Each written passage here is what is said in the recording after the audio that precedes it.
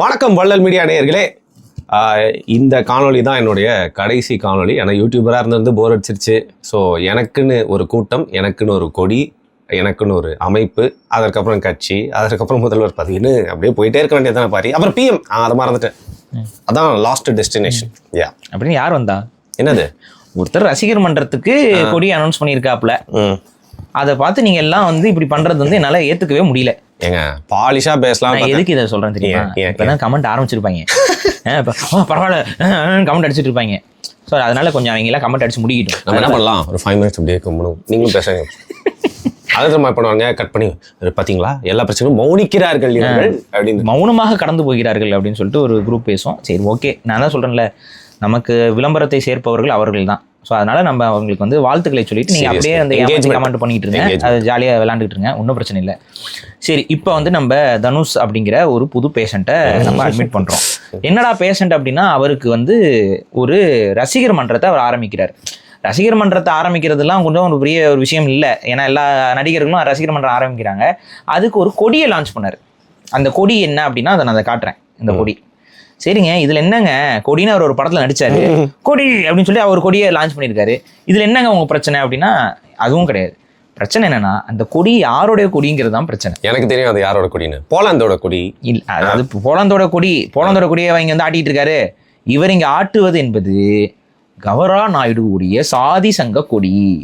அது கவரா நாயுடுவா? ஆமா, நீங்க நினைக்கிறீங்கல்ல என்னது கவரா நாயுடு அப்படின்னா, ஸோ கவரா நாயுடுங்கிற ஒரு சமூகம் இருக்கிறது தமிழ்நாட்டில்.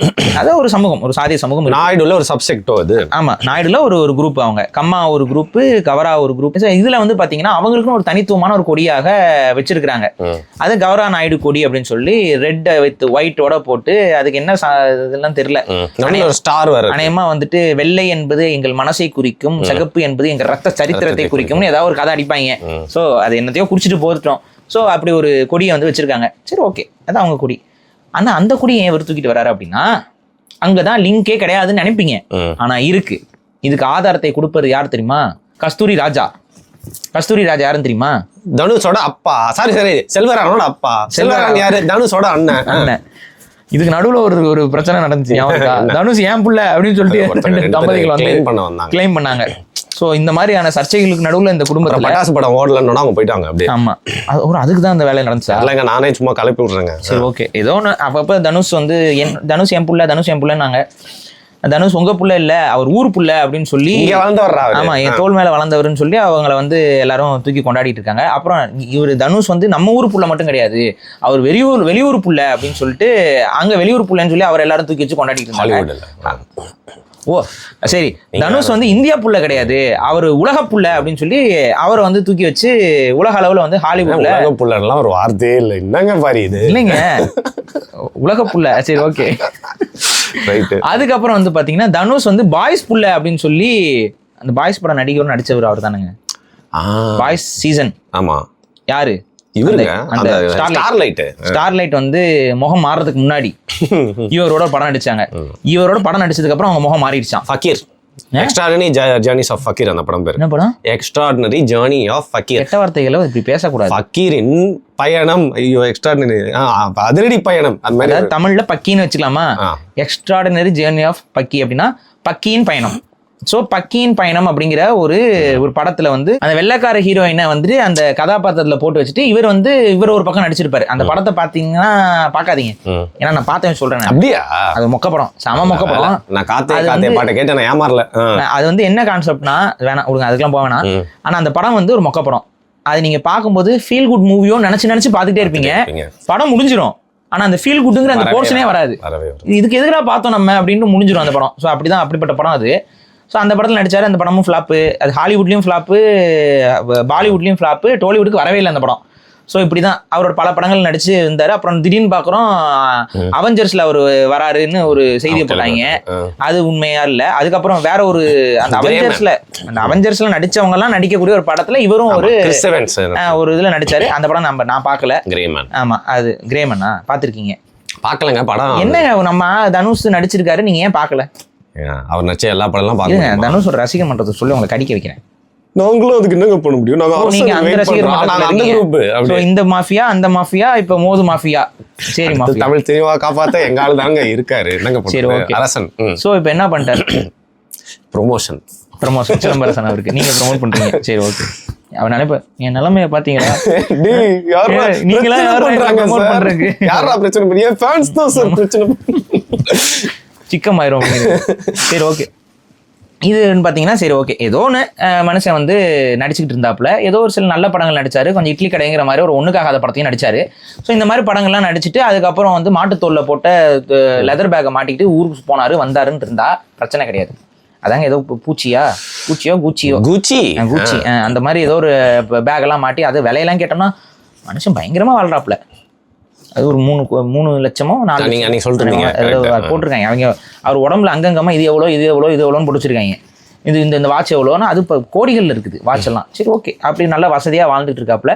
அது கேட்டா நம்ம ஏதாவது போய் கேட்டோம்னு வைங்களேன், ஏன் நாங்களாம் வாழக்கூடாதா, போயஸ் கார்டன்ல வீடு கட்டக்கூடாதா, நான் வந்து ரோட்ல நடந்து வந்தவன் தெரியுமா, ஏன்னா கஸ்தூரி ராஜாவை வந்து நினைப்பார்ல, டேய் நான் நீங்களாம் பிறக்கிறதுக்கு முன்னாடியே நான் ஒரு டைரக்டர்ரா, நான் படங்கள்லாம் இதெல்லாம் பண்ணிட்டு இருந்தேன், சினிமாவில் ஒரு அளவுக்கு பேர் வாங்கின ஆளு தான், ஆனா என்னுடைய கதாபாத்திரத்தையே உங்களோட வரலாறுல இருந்து தொடச்சி எறிஞ்சிட்டு போறீங்களேடா, பெத்த அப்பனையும் தாயையும் மறக்க கூடாதுடா, உங்களோட பயோகிராஃபில எங்களை தூக்கி எறிஞ்சிட்டீங்களேடா, அவர் கவலையில இருக்காரு. இப்படிதான் ஒருத்தர் என்ன பண்ணிட்டாரு, நான்லாம் பாத்தீங்கன்னா ரொம்ப அசிஸ்டன்ட் டைரக்டரோட பையன், நான் ரொம்ப கஷ்டப்பட்டவன் அப்படின்லாம் சொன்னாரு. ஆனா அதுக்கு முன்னாடியே வந்து அவங்களோட இந்த மாதிரி பயோகிராஃபியை மாத்துனா, நான் ரொம்ப கஷ்டப்பட்டேன், ரோட்ல இறங்கி நடந்துட்டு இருந்தேன், நான்லாம் வந்துட்டு ஒரு வீடு கட்டுவேன்னு எதிர்பார்க்கவே இல்லை, இப்படிலாம் பேசிட்டு இருந்தா, இங்க பிறந்ததே சொந்த வீடு தான், இங்க வளர்ந்ததே சொந்த வீடு தான், இவங்க பிறந்ததுல இருந்து ஸ்கூலுக்கு போனதே கார்ல தான், ஆனா கடைசியில அப்புறம் வாக்கப்பட்டதும் உங்களுக்கே தெரியும், வாக்கப்பட்டது உங்களுக்கு அந்த வரலாறு முழுசாவே தெரியும், முழுசா தெரியும். ஏன்னா நீங்க வந்து அதான் இப்ப சொல்றேன், உங்களுக்கு நல்லா தெரியுது. சோ அப்படிப்பட்ட ஒரு வாழ்க்கை. சரி, அந்த வாழ்க்கையும் தூக்கி எறிஞ்சிட்டு வந்தாப்லையா இல்லையா, ஃபீல் பண்ணிருக்கேன். ஏங்க அடுத்தவர்கள் போட்டு கொடுத்த வாழ்க்கையை வாழ்றவர் இல்லைங்க தனுஷ், அந்த வாழ்க்கையும் தூக்கி போட்டு வந்தாரா இல்லையா? வந்தாருங்க. இல்லங்க, நான் என்ன பத்தி ஃபீல் பண்ணிருக்கேன், ஏன் வாழ்க்கை வரலாறு சொல்லலாம். சரி ஓகே. நான் பிறக்கிறப்ப உடம்புல ட்ரெஸ்ஸே இல்ல, இந்த மாதிரி எனக்கும் ஒரு சேட் ஸ்டோரி. ஆமா, ஆனா அப்பவே நீங்க போனதெல்லாம் கழுவி விடுறதுக்கு ஆள் இருந்துச்சுல, அப்புறம் என்ன ஓவரா பண்ணக்கூடாது. ஸோ சரி ஓகே. ஸோ இந்த மாதிரி வசதியாக வாழ்ந்த ஒரு நபர் திடீர்னு வந்து பஞ்சப்பாட்டு பாடி அந்த இவர் வந்து சினிமாவில் நடிக்கிறதுக்கு, உங்களை ஒரு நடிகனா பதிவு பண்றதுக்கு எங்களை எத்தனை செஞ்சாங்கன்னு உங்களுக்கு தெரியுமா? நான்லாம் சின்ன பையனா இருந்தேன். அப்ப சின்ன பையனா இருக்கும்போது தான் தனுஷும் சின்ன பையனா தான் இருந்தாரு. தனுஷோட படங்கள் வரும், ஒரு படம் கூட ஒரு என்னவா சொல்றது, ஒரு ஃபீல் குட் மூவியெல்லாம் இருக்காது, ட்ராமடைஸ் பண்ற படங்களா நடிக்கிறது. அது இல்லாம அவங்க அண்ணனும் அப்படிதான் எடுப்பாப்புல. உங்களுக்கு நிறைய பேர் செல்வராகவன் ஒரு நல்ல டைரக்டர் அப்படிம்பாரு.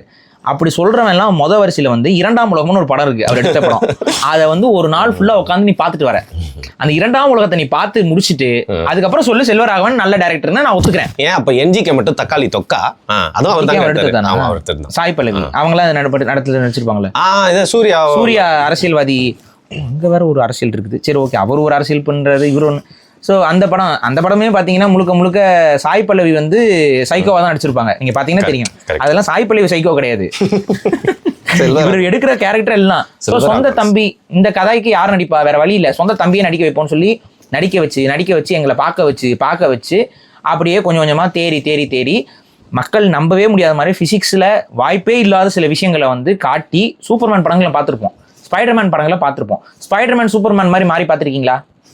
இவர்தான் தென்னிந்தியாவின் ப்ரூஸ்லின்னு சொல்லிட்டு ப்ரோமோட் செய்யப்படும். ஆமா, ஏன்னா ப்ரூஸ்லி வந்து நல்லா வத்தலா ஒல்லியா இருப்பாரா, இவர் என்ன பண்றாரு, சரி அதே கான்செப்ட்ல பண்ணுவோம்னு சொல்லி அந்த பைக்கு வச்சுட்டு பசங்களுக்கு பிடிச்சது பைக்கு, பசங்களுக்கு பிடிச்சது ப்ரூஸ்லி, ரெண்டையும் கலந்து விடு அப்படின்னு சொல்லிட்டு இந்த மாதிரி படங்கள்லாம் நடிச்சு எங்க தலையில ஏத்தி கடைசியில நல்ல பாட்டெல்லாம் இது பண்ணி எப்படியே வந்து ஒரு உச்சகட்ட ஹீரோவா வந்து நின்ட்டாப்ல. நல்லா சம்பாரிச்சோம், போனோன்னு இருக்கணும். இதுல நடுவில் ஒன்று மறந்துட்டு நான் அது ஒரு ஃப்ளோவில் வந்துட்டு நீங்கள் தடுத்துட்டீங்க. அதாவது பயோகிராஃபிலாம் மறந்துடுறாங்கங்கிறனால நான் புலம்பல, அவங்க அப்பாவே புலம்பியிருக்காரு ஒரு காணொலியில். அவங்க அப்பாவே புலம்பும் போது என்ன சொன்னாரு, நான் தான் தனுஷோட அப்பா அப்படிங்கிறத அவர் வெளிப்படுத்திக்க வேண்டிய தன்மைக்கு தள்ளிட்டாங்க. ஏன்னா வேறவங்களாம் வந்து என்னோட பையன் அப்படின்னு சொன்ன உடனே, ஏன்னா இவர் மறைக்கிறாங்களே வரலாறு. ஸோ அவர் வந்து என்னோட பையன் தான் அப்படின்னு வெளிப்படையாக சொல்லிட்டாரு. அந்த ஒரு இன்டர்வியூல அவர் வந்து ஒரு ரிவீலிங் ஃபேக்டர் வந்து முன் வச்சாரு. நாங்க வந்து கௌரா நாயுடு, நாயுடு மட்டும் இல்ல, நாயுடு மட்டும் கிடையாது, கௌரா நாயுடு அப்படின்னு ட்விட்டர்ல ஃபுல்லா அந்த வீடியோ வந்துச்சு. அது வந்து பண்ணியிருந்தாரு. அந்த இடத்துல கூடயே கவரா நாயுடுன்னு சொல்லும் பொழுது கஸ்தூரி ராஜான்னு பேரை போடுவாங்க. அந்த கஸ்தூரி ராஜாங்கிற அந்த பேர் இருக்கு பார்த்தீங்களா, அதுவும் இதுவும் ஒரே கலர், ரெட் வித் ஒயிட். என்னங்க இது? அப்பவே விதை அப்போ போட்டு கவரா நாயுடு போட்டது, திருமலை நாயக்கர் போட்டது. எனக்கு இப்போ ஒரு டவுட், திருமலை நாயக்கர் கவரா நாயுடுவா கம்மா நாயுடுவா? ஏங்க இப்போ தேவையில்லாத பிரச்சனை உண்டாக்குறீங்க. எனக்கு டவுட்டுங்க, வரலாற்று ரீதியான சந்தேகங்கள் வருமா வராதா? ஏன்னா கம்மா நாயுடுவும் திருமலை நாயக்கரை கிளைம் பண்றாங்க, கவரா நாயுடுவும் திருமலை நாயக்கரை கிளைம் பண்றாங்க. சோ திருமலை நாயக்கர் எந்த நாயுடு சமூகத்தை சார்ந்தவர்? ஏங்க நம்மாலே அப்படி பார்த்தா எல்லாருமே கிளைம் பண்ணிருக்காங்க. ராஜா அதெல்லாம் நமக்குள்ள சண்டை போட்டு தானே இருக்கோம். இப்ப அவங்க மட்டும் என்ன ஜாலியா இருக்காங்க? ரெண்டு பேரும் என்ன ஜோடியா வரீங்க? எனக்கு இதுல எனக்கு உண்மை தெரிஞ்சாகணும் சாமி. பன்றி கொடியை கிழிக்காதீர்கள் பாரி. ஸோ இவங்களுக்குள்ள அந்த ஒற்றுமையோட இருக்கிறாங்க. இருந்தாலும் அது ஒரு தனித்த அடையாளம் இருக்கு பார்த்தீங்களா, அதில் தான் வந்து தனுஷ் அவர்கள் இப்போ ஒரு வேலையை பண்ணுறாரு. என்னன்னா, தனக்கு ரசிகர் மன்றம் மட்டும் அவர் ஆரம்பிக்கல. அப்படி சொல்லிட்டு இந்த கொடியை உள்ளே கொண்டு வருவதன் மூலமாக ரொம்ப தெளிவாக தன் சமூக இளைஞர்களை ரசிகர் மன்றத்துக்குள்ளே கொண்டு வந்து அதன் மூலமாக எப்படி இந்த குரு பூஜை அந்த பூஜை இந்த பூஜைன்னு இருக்கும்போது திருமலை நாயக்கருக்குலாம் இந்த பாலாபிஷேகம் கும்பாபிஷேகம் இதெல்லாம் வந்து வளைகாப்பு இதெல்லாம் பண்ணுவாங்க. ஸோ இந்த மாதிரியான சடங்கு முறைகள்லாம் வந்து திருமலை நாயக்கருக்கு செய்வாங்க. ஸோ அந்த மாதிரி செய்யும் பொழுது வந்து பார்த்தீங்கன்னா ஒரு கொடியை போட்டுக்கிட்டு நம்ம தனுஷ் அவருடைய ரசிகர் மன்றமும் வந்து மாலையை போட்டுட்டு அதே பழைய டெக்னிக்கு. ஆமாம், அதை அப்படியே பண்ணிட்டு ஒரு குரூப் இருக்கா. ஏன்னா இப்போ உங்களுக்கு நீங்கள் வந்து சிம்பு ரசிகரா இல்லையா? ஆமாங்க. இப்போ சிம்பு ரசிகரா இருக்க நீங்கள் சிம்புக்காக நீங்கள் என்ன பண்ணியிருக்கீங்க? ஏங்க எவ்வளோ இடத்துல அசிங்கப்பட்டிருக்கேங்க நான். இந்த பேண்டெல்லாம் கட்டிட்டு எங்கள் ஆள் வந்து உங்க ஆள் படமே நடிக்கல ரசிகர், எங்கள் ஆள் படம் நடிக்கிறதுக்காக ரசிகர்டா, அவர் ஒரு ஆத்மனா வாழ்றதுக்காகவே நாங்கள் ரசிகர்டா அப்படின்னு சொல்லிட்டு அவரோட ஆடே நாங்கள் ஃபர்ஸ்ட் பார்ப்போம். சரி, இந்த அசிங்கத்தெல்லாம் நீங்கள் வாங்கியிருக்கீங்களே, இது மாதிரி உங்களை மாதிரி அசிங்கப்படுறதுக்கு ஆளுங்க நிறைய பேர்லாம் இருக்க மாட்டாங்க. ஃபர்ஸ்ட் எல்லாம் பார்த்துருக்கேன். நிறைய பேர் இருக்க மாட்டாங்க. ஸோ நம்ம அசிங்கப்படுறதுக்குன்னா அட்லீஸ்ட் இங்கே சாதிக்கார ஆளுங்க அப்படின்னு சொல்றதுக்கு ஒரு குரூப் இருக்கும்ல. ஸோ அப்படிப்பட்ட ஒரு குரூப்பை அவர் வந்து இப்போ உருவாக்குறதுக்கு தான் இந்த வேலையை அவர் பண்ணியிருக்காரு. ஸோ அதனால தான் அப்படி ஒரு கொடியை பிடிச்சி பெரிய அப்படியே முருகன் சேவர் கொடியோடு நிற்கிற மாதிரி ஒரு போஸ். அதில் சரி, அந்த கொடியில் யாரா ஒரு இருந்ததுன்னு பார்த்தோம்னா, நான் கூட அந்த இந்த இங்கிலீஷ் படத்துல எல்லாம் வந்துட்டு பாத்தீங்கன்னா ஒரு சிங்கம் அப்படிங்கும்ல, எம்ஜிஎம் அந்த மாதிரி. எம்ஜிஎம் ஸ்டுடியோஸா? அதுலதாங்க அந்த அதுல வந்து பண்ணுதா. அதே போல இவர் ஏதோ ஒரு அங்க ஏதோ ஒரு பயங்கரமான ஒரு முடியை காமிச்சிருக்காருன்னு உள்ள போய் பார்த்தா நம்ம ஓமகட்சி சாரி நம்ம இவரு தனுஷ். சரி ஓகேன்னு சொல்லிட்டு பார்த்துட்டா இவரு. ஸோ இதுதான். ஸோ வெளிப்படையாக என்னன்னா, சாதி சங்கம் ஆரம்பிச்சிருக்கீங்க. அந்த சாதி சங்கம்னு வெளிப்படையாக சொன்னோம்னா மாட்டிக்குவோங்கிறதுக்காக சாதி சங்கத்துடைய கொடியை தூக்கி வச்சுக்கிட்டு தன்னோட சொந்த சாதி கொடியை வச்சுக்கிட்டு ரசிகர் மன்றம் அப்படின்னு சொல்லி ஆரம்பிச்சிருக்காப்புல. இது என்ன நம்ம பிரச்சனைனா, நாளைக்கு இவர் வந்து அரசியலுக்குள்ள வருவார். இது நமக்கு முன்னாடியே தெரிஞ்சது தான், நம்ம முன்னாடியே சொல்லியும் இருக்கிறோம். தனுஷுக்கு வந்து அரசியலுக்கு வரக்கூடிய ஆசை இருக்குன்னு. இது நம்ம மட்டும் ரிவீல் பண்ணல, கஸ்தூரி ராஜா அவர்களே ரிவீல் பண்ணியிருக்காரு. என்னோட பசங்க கூட நாளைக்கு அரசியலுக்கு வரலாம், பேரங்களும் வரலாம் அப்படிங்கிறாரு. அதாவது நம்ம வந்து பார்த்தீங்கன்னா நம்மளுடைய பசங்க இருக்காங்கல்ல, நம்மளுடைய தமிழர்களுடைய பசங்க, அவங்களாம் வந்து பார்த்தீங்கன்னா குதிரை ஏறுறதுக்கு குனிஞ்சு நிற்பாங்க. நம்மளோட பேரங்கள்லாம் குனிஞ்சு நிற்கும் போது இந்த பேரங்கள்லாம் முதுகில் சவாரி செய்வாங்களாம். சரியா? தமிழன் பேரன்கள்லாம் வந்து இழிச்சவா பயலுங்க. இங்கே இருக்கக்கூடிய கன்னடர்கள், மலையாளிகள், தெலுங்கர்கள்லாம் வந்துட்டு தமிழ்நாட்டை ஆட்சி செய்வாங்க, அரசியலுக்கு வருவாங்க. ஏன்னா தமிழன் அரசியலுக்கும் வரமாட்டான், அரசியலே செய்ய மாட்டான், சினிமா விசில் அடிச்சுட்டு இந்த கொடியோட பிடிச்சிக்கிட்டு ரோடா சுற்றுவான். ஆனால் என்ன பிரயோஜனங்க? இன்னும் 40 வருஷம் எங்கள் தளபதி ஆட்சி தாங்க.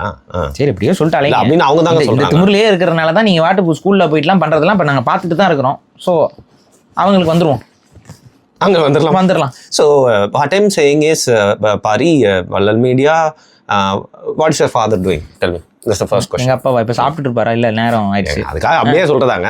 சும்மா அப்பதான் ஃபாதர் டூயிங்னு என்னங்க பொருள் சொல்லுங்க. வாட் இஸ் யுவர் ஃபாதர் டூயிங்னா பொருள் என்ன? அது ஆங்கிலம் தானே, அதுக்கான பொருள் என்ன?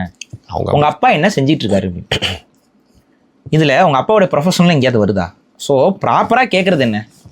ப்ராப்பரா கேட்கணும்னா what is your father's profession கேட்கணும். இதை ஒரு அரசு பள்ளி மாணவிகிட்ட கேட்கணுங்கிற அவசியம் இருக்கா? சொல்லுங்க. இல்லை சரி, இப்போ நான் கேட்குறேன். இப்போ ஒரு பிரைவேட் ஸ்கூல்ல நம்மளாம் படிச்சது பிரைவேட் ஸ்கூல்ல படிச்சிருக்கோம். நம்ம ஸ்கூல்ல இதை கேட்பாங்க தெரியுமா? ஏன் இதை கேட்குறாங்க? அப்பதான் ஃபீஸ் வாங்க முடியும் நிறையா. அப்பதான் ஃபீஸ் வாங்க முடியும். அவங்க அப்பா என்ன பண்றாரு? என் அப்பா அட்வொகேட், எங்க அப்பா டாக்டர், எங்க அப்பா வந்து போலீஸ் இன்ஸ்பெக்டர், எங்க அப்பா வந்து அரசியல்வாதி, எங்க அப்பா வந்து தனுஷ் அப்படின்னு சொல்றதுக்கு ஆள் இருப்பாங்க, சொல்லுவாங்க. அப்ப வந்துட்டு ஓகே அவர் என்ன பண்ணாருன்னா அவர் சாதி சங்க மாநாடு நடத்திட்டு இருக்காரு அப்படின்னு சொல்லுவாங்க. இதெல்லாம் பெருமைக்குரிய விஷயமாக பார்க்கப்படும், அவங்களுக்கு பிரச்சனை இல்லை. ஆனால் நீங்கள் ஒரு அரசு பள்ளி மாணவர்கள்ட்ட போயிட்டு உங்கள் அப்பா என்ன தொழில் செய்கிறாருன்னு கேட்டால் இதை கேட்க வேண்டிய அவசியம் எங்கேருந்து வருது? இங்கே கேட்குறாங்கன்னா அவங்க ஃபீஸ் வசூல் பண்ணுறாங்க, அந்த ஃபீஸை கட்டுறாங்க, எல்லாருமே ஃபீஸை கட்டி அவங்க வந்திருக்காங்க. ஸோ பெருமையாக சொல்கிறதுக்கு வாய்ப்பு இருக்கும். அந்த குழந்தைக்கு அவங்க அப்பா இருக்கலாம், இல்லாமல் இருக்கலாம். கரெக்டாக? ஏன்னா அரசு பள்ளியில் இலவசமாக அந்த குழந்தைங்க படிக்கிறாங்க. ஏதோ ஒரு காரணத்தினால அவங்க அப்பாவோ அம்மாவோ பிரைவேட் ஸ்கூலில் அஃபோர்ட் பண்ணுற அளவுக்கு அவங்ககிட்ட காசு இல்லை, இலவச படிப்பை நோக்கி நகர்த்தி இருக்கிறார்கள். அவங்க அப்பா டாக்டராக இருக்க போகிறாரு, அவங்க அப்பா இன்ஜினியராக இருக்க போகிறாரு, அவங்க அப்பா ஐடி ப்ரொஃபஷனல் இருக்க போகிறாரா, இல்லை எங்கள் அப்பா டிவிகேல வந்து வார்டு கவுன்சிலர் இருப்பாரா? இல்லை டிஎம்கே பிரமுகர்? சொல்ல முடியுமா? முடியாதுல்ல. ஏழைப்பாளைகள் தானே படிக்க வராங்க. ஏழைப்பாளைகள் அவங்க அப்பாவுடைய தொழில் என்னவா இருக்கும்னு நினைக்கிறீங்க? ஒருத்தர் ஏழையா இருக்காரு, என்னவா இருப்பாரு? ஏழ்நிலை மக்கள் செய்யக்கூடிய அது என்ன மாதிரியான தொழில்களா இருக்கும்? கூலி தொழில் தானே. எங்க அப்பா கூலி தொழில் செய்யறாருன்னு ஒரு குழந்தை சொல்றதுக்கு அந்த குழந்தைக்கு மனம் வருமா? எல்லாரும் முன்னாடி வீடியோ அந்த குழந்தைய பார்த்தாவே தெரியலையா ஒரு ஏழை எளிய பின்புலத்துல இருந்து வருதுன்னு? அதை வந்து கேட்டு தான் தெரிஞ்சுக்கணுமா? சில நேரங்கள்ல எதை கேட்கணும் எதை கேட்கக்கூடாதுன்னு இருக்கு. எதை கேட்கணும் எதை கேட்கக்கூடாதுங்கிற ஒரு காமன் சென்ஸ் இருக்கு. உங்களுக்கு எதுக்கு ஸ்கூல்ல என்ன வேலை? இல்லைங்க, அமைச்சர்னா வந்து எங்கெல்லாம் போகலாமாமே, ஆய்வுலாம் அமைச்சர்கள் எங்க வேணாலும் போகலாம். ஸ்கூலுக்கு வந்து இதை கேட்கறது கல்வித்துறை அமைச்சர் செய்ய வேண்டிய வேலை. நீங்க வந்து எதுக்கு இதெல்லாம் கேட்டுறீங்க? அவங்க அப்பா என்ன வேணும் உங்களுக்கு என்ன? சரி, அவங்க அப்பா இப்போ கூலின்னு சொல்லி அந்த புள்ள இப்போ என்ன பிசினஸ் வச்சு கொடுக்க போறீங்களா? நீங்க பிசினஸ் தானே வச்சு கொடுக்க போறீங்களா? இது இப்படி வந்து இந்த கோட் சூட்டை மாட்டிட்டு அவரை பேச சொல்ல போறீங்களா? சொல்ல போறீங்களா? சொல்லுங்க. தமிழ்நாட்டில் இன்வெஸ்ட்மெண்ட் வந்துச்சுன்னா நம்ம பார்த்தீங்கன்னா 4 பேச போறீங்களா? நப்தால் டிவியில் வர மாதிரி பேசுறீங்க. அப்படிதானே பேசிட்டு இருந்தாங்க. அப்பெல்லாம் நம்ம ட்ரோல் பண்ணோமா? இல்ல. சரி, அவங்க முதுசா வராங்க பேசுறாங்கன்னா பிளஸ் ஆங்கிலம் நம்ம மொழியில ட்ரோல் பண்ணோம். பொறுப்புணர்வு வேணுங்க. இதே மாதிரி தான் முன்னாடி ஒரு முறை என்ன பண்றாங்கன்னா, குழந்தை வந்து ஒரு சின்ன குழந்தைய கற்பழிச்சு கொண்டிருக்கானுங்க. அதை கொண்டு வந்து பத்திரிகையாளர்கள் கேட்கறாங்க. என்ன கேள்வி கேட்கறாங்கன்னு காதுல விழுகுதுல.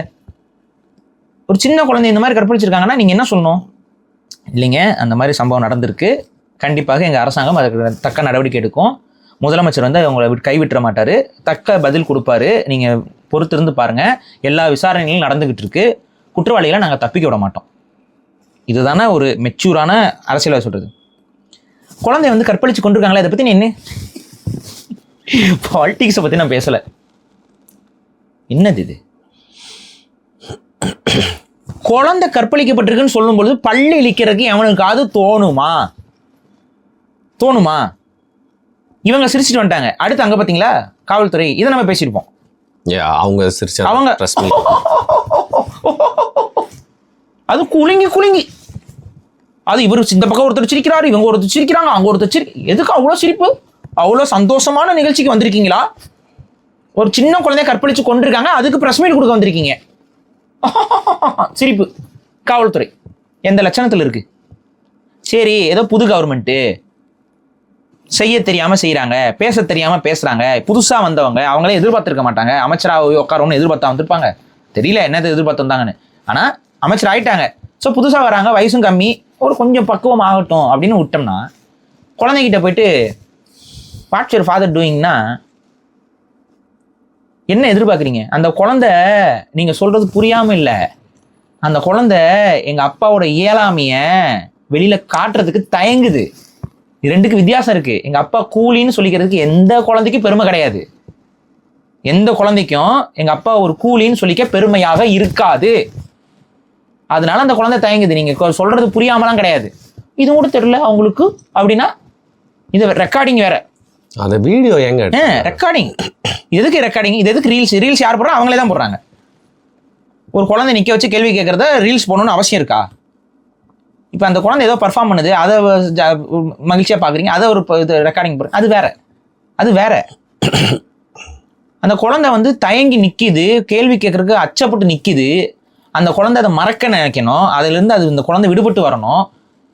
ட்ராமடைஸ் பண்ணிட்டு வந்துட்டு அதை வந்து ஒரு பதிவா போட்டிருக்கீங்க. இப்போ வரைக்கும் நம்ம பேசுற வரைக்கும் அதுக்கு மன்னிப்பும் இல்லை, ஒன்றும் இல்லை.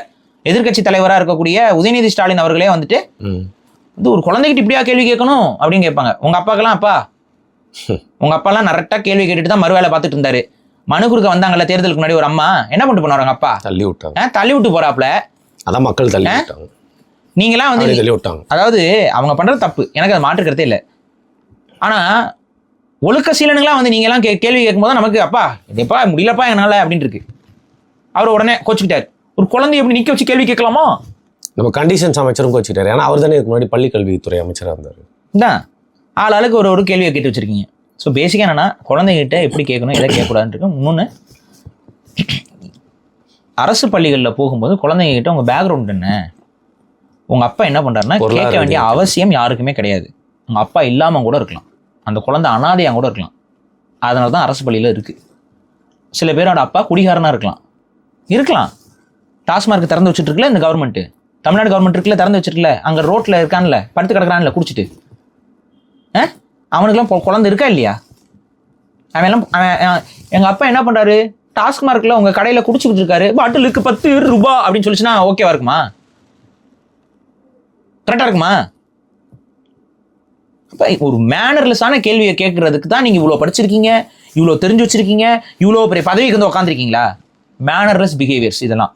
ஸோ இதெல்லாம் திருத்திக்கிறதுக்கு வழியை பாருங்க. இல்லை அப்படின்னா மக்களுக்கு இரிட்டேட் ஆகுது, அவ்வளோதான் நம்ம சொல்ல முடியும். நிறைய இது இன்னொரு இடத்துல வந்து நான் ஒரு ட்வீட் போட்டிருக்கேனே அப்படின்னு சொன்னாங்க. ஒரு கேள்வி கேட்டிருக்கு. இன்னொரு இடத்துல பார்த்தீங்கன்னா அந்த கமெண்ட்ஸ்லேயே கீழே போட்டிருக்கேன் எல்லா டீட்டெயில்ஸும் அப்படின்னு சொல்லிட்டு வந்து பார்த்தீங்கன்னா லைக் கோவமாக பேசுனது. அது நம்ம பார்த்து அந்த கண்ணை உருட்டி அந்த பத்திரிக்கை கோவமாக பேசுறது மட்டும் இல்லாமல் ஒரு கேள்வி கேட்டால் அது கமெண்ட்ஸில் இருக்கு போய் பாருங்கன்னு சொல்றதுக்கு. நம்ம ஏன் இந்த டாபிக் இவங்களோட சேர்த்து சொல்றோம்னா இவங்களும் அதே நான் சொன்னேன்ல, அதே மன்னருக்கு வந்து பூஜை செஞ்சுட்டுலாம் வந்தவங்க. அந்த வீடியோ கூட நான் பார்த்தேன். அந்த வீடியோலாம் இருக்கும். போயிட்டு மன்னருக்கு பூஜை செஞ்சுட்டு வருவாங்க. எதுக்கு மன்னருக்கு பூஜை? அப்படிதான், அதுதான் எங்களோட குல வழக்கம், எங்க குல வழக்கம் அப்படின்னு சொல்லுவாங்க. அதே ஒரே குலம் தான் இவ்வளோ வேலையும் பண்ணுது. நம்ம என்ன பண்றது? அரசியலுக்குள்ள இந்த குலமே எல்லாத்துலேயும் வருது, ஏன்னு தெரியல. ரைட்டு, சரி. இப்போ வந்து 3வது விஷயத்துக்கு வந்துடலாம். என்னன்னு பார்த்தீங்கன்னா முருகர் பற்றி நீங்கள் வந்து பேசியிருந்தீங்க. அது வந்து நிறைய பசங்க பேசியிருக்காங்க. சரியா? குறிப்பாக தமிழர்கள் எல்லாருக்குமே முருகனை வந்து வடக்குல சொந்தக்காரரு, வடக்குலேருந்து பிறந்தாருன்னு சொன்னால் எவனுக்கு தான் கோவம் வராது? தமிழனாக இருக்க ஒவ்வொருத்தனுக்கும் கோவம் வரும். நிறைய யூடியூபர்ஸ், நிறைய இன்ஸ்டாகிராம் யூடியூபர்ஸ் பேசியிருக்காங்க. சரி, அதில் நிறைய பேருக்கு வந்து பார்த்தீங்கன்னா நீங்கள் தொடர்ந்து ஒரு 7-8 வருஷமாக இந்த மாதிரி விஷயங்கள்லாம் பேசிட்டு இருக்கனால உங்களுக்கு நிறைய தெரியும். பல பசங்க உணர்வு இருக்குது, அவங்க பாவம் என்ன பேசுறதுன்னு தெரியல, ஆனால் ஒரு உணர்வோடு வந்து பேசினாங்க. எல்லாருக்குமே வந்து வாழ்த்துக்கள், நன்றிகள் சொல்லிக்கலாம். ஆனால் அதுலேயும் பார்த்தீங்கன்னா வந்து நம்ம ஏதோ பேசியிருப்போம் வழக்கம் போல் வெட்டுதல், ஒட்டுதல், அதை காட்டுதல் அப்படிங்கிற மாதிரி வந்து உள்நோக்கம் கற்பிக்கிற மாதிரி நிறைய தவறான தகவல் வந்து நம்ம பேசினதை வச்சு வந்து பரப்பியிருப்பாங்க. நீங்கள் பார்த்துருக்கீங்க அப்படின்னு நினைக்கிறேன். விமர்சனம் செய்கிறேன் அப்படிங்கிற பேரில் அது அவதூறு பிரச்சாரங்கள் தான். ஆனால் அதுக்கெல்லாம் பதில் கொடுக்க வேண்டிய அவசியம் இல்லை. அது அளவுக்கு இந்த அவதூறுகளை தூக்கிட்டு வரவங்களும் பெரிய ஆளுகளும் கிடையாது. ஆனால் என்னன்னா ஒரு அவதூறு வரும்போது அதுக்கு பதில் கொடுக்க வேண்டிய தேவையும் கடமையும் நமக்கு இருக்கனால நம்ம அதை சொல்கிறோம்.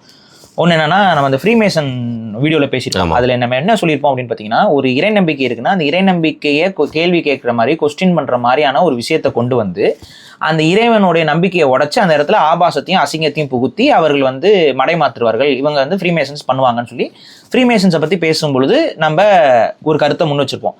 அதுக்கு ஒரு எடுத்துக்காட்டாக என்ன சொல்லணும்னா, இப்போ இயேசுநாதர் வந்து 3ஆம் நாள் வந்து உயிர் பிறந்து வந்தாருங்கிறது கிறிஸ்தவ மத நம்பிக்கை. அந்த நம்பிக்கையை உடைச்சு அவர் அப்படிலாம் வரல அப்படின்னு. இது மட்டும் இல்லை, இது போக அப்புறம் வந்து மேரி மெக்தலின் கதைகள் இதெல்லாமே வந்துட்டு நிறைய கன்ஸ்பிரசி போட்டு மேரி மெக்தலின் வந்து அவங்க ஃபாலோவர் கிடையாது, அது வந்து அவங்க வந்து ஒரு இது அப்படிலாம் பேசுகிறவங்களாம் இருக்காங்க.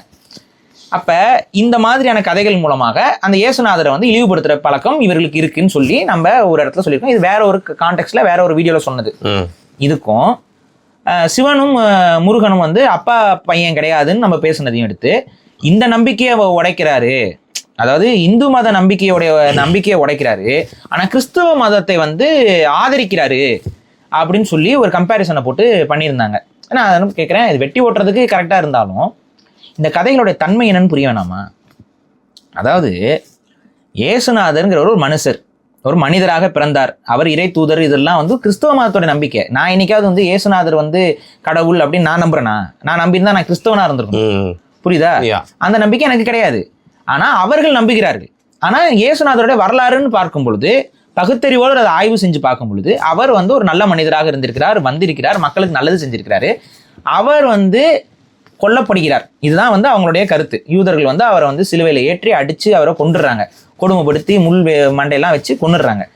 அதுக்கப்புறம் 3 நாள் கழிச்சு அவர் உயிர் பெற்று திரும்ப வந்து விண்லோகம் போனாருங்கிறது இவங்களுடைய நம்பிக்கை, கிறிஸ்தவர்களுடைய நம்பிக்கை. இந்த நம்பிக்கையில நம்ம கேள்வி கேட்கல. காரணம் என்னன்னா, இந்த நம்பிக்கையின் மூலமாக இயேசுநாதர் புகழப்படுகிறார். கரெக்டா?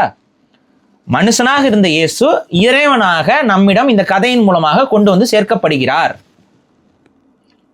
கடவுளுக்கான இடத்த நம்ம அது வரைக்கும் இயேசுநாதர் மனுஷன், கல்லடிப்படுறாரு, சொல்லடிப்படுறாரு, திட்டுறாங்க, திருடர்களோட அவரை வந்து ஏற்றும் போது 2 பக்கம் இருக்கவே திருடனுங்களோட அவரை சிலுவையில் ஏற்றுறாங்க, அவரை முழுக்க அவமானப்படுத்துறாங்க. அவ்வளோ அவமானப்படுத்திட்டு அவர் ஏற்றுறாங்க, அவர் இறந்துடுறாரு. இறந்ததுக்கப்புறம் அவர் உயிர் பெற்று வராருங்கிறது வந்து அவங்களோட நம்பிக்கை. அந்த நம்பிக்கை வந்து இயேசுநாதர் என்ற ஒரு மனிதனை உயர்த்துகிறது கடவுளா. இதை யாரோட ஒப்பிடலாம்னு பார்த்தீங்கன்னா இப்போ வள்ளலாரோட ஒப்பிடலாம். வள்ளலார் வந்து ஒளியுடல் பெற்றார் அப்படிங்கிறது இது வந்து நம்பிக்கை. யாரோட நம்பிக்கை? சுத்த சன்மார்க்க சங்கத்துடைய நம்பிக்கை. வள்ளலாரை வந்து வழிகாட்டியாக ஏற்றுக்கொண்ட அவர்களுடைய நம்பிக்கை. இதுல வள்ளலார் அவர்கள் ஒளியுடல் அடைந்தாருங்கிறத அவங்க நம்புறாங்க. ஏன்னா மனிதனாக இருக்கக்கூடிய வள்ளலார் தெய்வ நிலை அடைந்தார், மனிதனாக இருக்கக்கூடிய இயேசு தெய்வ நிலை அடைந்தார். இது ரெண்டு இந்த கதைகள் இதுதானே. என்னைக்காவது ஒரு நாள் நான் வள்ளலார் வந்து ஒளியுடல் அடையலைன்னு நான் பேசியிருக்கேனா? இல்ல. அதே போல இயேசுநாதர் வந்து 3ஆம் நாள் வந்து பிறந்து போனாரு, திரும்ப உயிர் பெற்று போனாரு அப்படின்னா அது நம்பிக்கை. அதெல்லாம் நான் மூக்க நுழைக்கல, நான் கொஸ்டின் பண்ண விரும்பல. ஏன்னா இது நம்பிக்கை சார்ந்தது. வள்ளலார் அவருடையதும் இது நம்பிக்கை சார்ந்தது. இது பெருமைப்படுத்தக்கூடிய நம்பிக்கைகள். இதுல மூலமாக இந்த கதையை நீங்க சொல்லும் பொழுது இயேசுநாதருக்கு பெருமை வரும். They are glorified. வள்ளலாருக்கு பெருமை வரும். வள்ளலாருடைய இந்த கதையை கேட்கறவங்களுக்கு வள்ளலாரை பின்பற்றணும்னு தோணும். வள்ளலார் பண்ணது உண்மையான யோசிச்சு அதன் வழியில நடக்கணும்னு தோணும். கரெக்டா? சரி, இது பெருமைப்படுத்தக்கூடிய கதைகள். நீங்க சொல்லி வச்சிருக்க கதைகள் பெருமைப்படுத்தக்கூடிய கதைகளா? சரி, சிவன் முருகனுடைய அப்பா அப்படின்னு சொல்றியே, எப்படி பிறந்தார் சொல்லு. அந்த கதைகள் என்ன சொல்லுதுன்னு சொல்லு. நான் சொன்னேன்னா நான் சொல்றேன் மேலோட்டமா, ஏத்துக்குவியா நீ? அது என்ன கதை? அது அருவருப்பான கதைகளா இல்லையா? நான் அதோடைய ரொம்ப மேலோட்டமான ஒரு வெர்ஷனை சொல்லிட்டு போனேன். நெற்றிக்கண்ல இருந்து அக்னி இதால இது ஒரு வெர்ஷன். இன்னைக்கு இன்னொரு ஒரு சேனல்ல ஒருத்தர் வந்து அதோட இன்னொரு வெர்ஷனை சொல்லியிருக்காப்ல. அதை நான் சொல்ல விரும்பல இன்னைக்கு. ஏன்னா அது இன்னும் கொச்சையா இருக்கும். அதனால நான் சொல்ல விரும்பல. விநாயகர் பிறந்தாருன்னு சொல்லியிருக்கியே, அதுக்கு நீ என்ன கதை வச்சிருக்க? என்ன கதை? விநாயகர் வந்து பார்வதி அம்மாவுடைய உடம்புல இருந்த அழுக்கு உருண்டையா? அவங்க உடம்பு குளிக்கிறதுக்கு முன்னாடி அவங்க உடம்புல இருக்க அழுக்கு எல்லாத்தையும் உருட்டி விநாயகர் செஞ்சு வச்சுட்டு போனாங்களாம். அவர் உயிர் பெற்று வந்திருந்தாராம். அப்போ அவருக்கு மனுஷ தலை தான். சிவன் வந்து வரும்பொழுது மனைவியை பார்க்க போகும்போது அம்மா குளிக்கிறாங்க.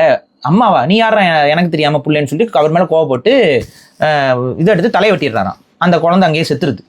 அதுக்கப்புறம் போனோன்னே என்னோட குழந்தை எங்கேன்னு பார்வதி கேட்க உடனே வந்துட்டு தலையை தேடுறாங்களாம். ஏன் சிவபெருமனுக்கு தெரியாதா அந்த தலை எங்கே போய் விழுந்துச்சுன்னு? எம்பொருள் ஈசன், பிரபஞ்சத்தையே கட்டி ஆள்பவன், அவருக்கு தெரியாதா அந்த தலை எங்கே விழுந்துச்சுன்னு? தேடுறதுக்கு ஆளுகள் அனுப்புறாங்க. அவங்க போய் தேடி பார்த்தாங்களா, கிடைக்கலையா. ஏதோ ஒரு தலையை எடுத்துட்டு வானாராம். ஏதோ ஒரு தலையை எடுத்துட்டு வந்தா அந்த தலையை எடுக்கிற உயிர் இல்லையா? என்னையா கதை இதெல்லாம்? என்ன கதை இதெல்லாம்? போனாங்களாம், போற வழியில ஒரு யானை தான் கிடைச்சுதான், மனுஷன் கிடைக்கல, யானை தான் கிடைச்சுதான்.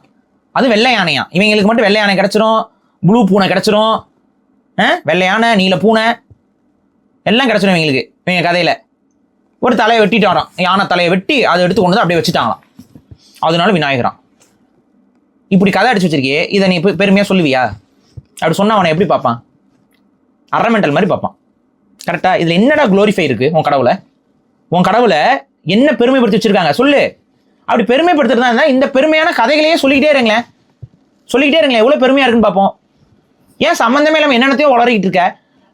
என்லைட்டன் இதெல்லாம் எதுக்கு பேசுற? இதெல்லாம் உன் கோட்பாடே கிடையாது. இதெல்லாம் சமண புத்த மதத்தோட கோட்பாடு. நீ எதுக்குடா வந்துட்டு இது யோகா இதுன்னு பண்ணிட்டு அலையிற? நீங்க பாத்திருக்கீங்களா?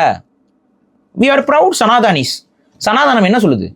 இறைவன்கிட்ட எல்லாத்தையும் ஒப்படைச்சிட்டு நீ வாட்டும் வாழ்க்கையை வளர்ந்தானு சொல்லுது. அப்படியே வாழ வேண்டியதானே? எதுக்கு வந்து மோட்சா கீச்சா? என்ன இப்போ மோட்சா? நீ பாவம் பண்ணியிருந்தா எப்படி உனக்கு மோட்சம் வரும்? சனாதானத்தில் கர்ம வினைகள் வருமா வராதா? உன் சனாதானத்தின் அடிப்பில் உன் போன ஜென்ம பூர்வ ஜென்ம வினைகள்லாம் வருமா வராதா? இவங்களுக்கு தேவைன்னா புத்த மதத்துலேருந்து உருவிக்குவானுங்க. நான் கேட்குறேன், அவ்வளோ புனிதமான இந்த மதத்தில் பை லாஜிக் புத்தர் விஷ்ணுவோட அவதாரமா? புத்தர் விஷ்ணுவோடைய அவதாரமா? புத்தர் வேற மதம் தானே. அவர் விஷ்ணு அவதாரம்னு கொண்டு வந்து வச்சிருக்கானுங்களா இல்லையா? தசாவதாரத்தில் புத்தரை கொண்டு வந்து வச்சியா இல்லையா? எதுக்கு வச்ச? திருட்டுத்தனம் இல்லையா? இவங்களுக்கு என்னன்னா எவனும் இதை பேச மாட்டாங்க. ஏன்னா சரி ஏதோ நம்பிட்டு போறாங்க பாவம் அப்படின்னு நம்ம கடந்து போயிடுறோம்ல, அது இவங்களுக்கு ஒரு குழு குழு குழு குழு. அதனால இந்த பொய் கதையை வச்சு அடிச்சுக்கிட்டே இருக்கிறது காலங்காலமா 2000 வருஷமா அடிக்கிறாங்க இந்த கதையை. அந்த 2000 வருஷம் நீங்கள் சொன்னதுக்காக நான் கேட்கணும் வெயிட் பண்ணிட்டு இருந்தேன். இப்போ நம்ம ராஜராஜன் அவர்கள் கட்டிய கோயிலில் கூட வந்து பார்த்தீங்கன்னா இப்போ சிவன், பார்வதி, பிள்ளையார், அதுக்கப்புறம் முருகர் இருக்க மாதிரி இருக்குது. இது ஃபேமிலி போர்ட்ரேட் தானே. இப்போ நீங்கள் அதையும் வந்து பார்த்தீங்கன்னா ஆரியர்கள் வந்து திணிச்சிட்டாங்க அப்படின்னு சொல்ல போறீங்களான்ற மாதிரியும். ஆமாம், சொல்ல போறீங்களா இல்லை, அதை தான் சொல்கிறேன். நல்ல காது கொடுத்து கேளு, அதைத்தான் நான் சொல்கிறேன். அதுக்கான காரணங்களை தான் நான் சொல்கிறேன். அதாவது தஞ்சை பெரிய கோயில் நடைமுறையில் தமிழ் பாடகர்கள் இருந்தாங்களா இல்லையா? இப்போ எங்கடா போனாங்க? கோயிலில் தமிழ் பாடுவோர் இருந்தாங்களா இல்லையா? கல்வெட்டு ஆதாரம் இருக்குது, காட்டவா? கல்வெட்டு ஆதாரத்தில் தமிழ் பாடுபவர்கள் அவங்க தான் அதிகமாக இருந்தாங்க, சமஸ்கிருதம் பாடுறவங்க கம்மியாக இருந்தாங்க. இது தஞ்சை பெரிய கோயிலுடைய கல்வெட்டு குறிப்புகள் மூலமாக நமக்கு கிடைக்கக்கூடிய வரலாற்று ஆதாரம். அவங்களும் இருந்தாங்க.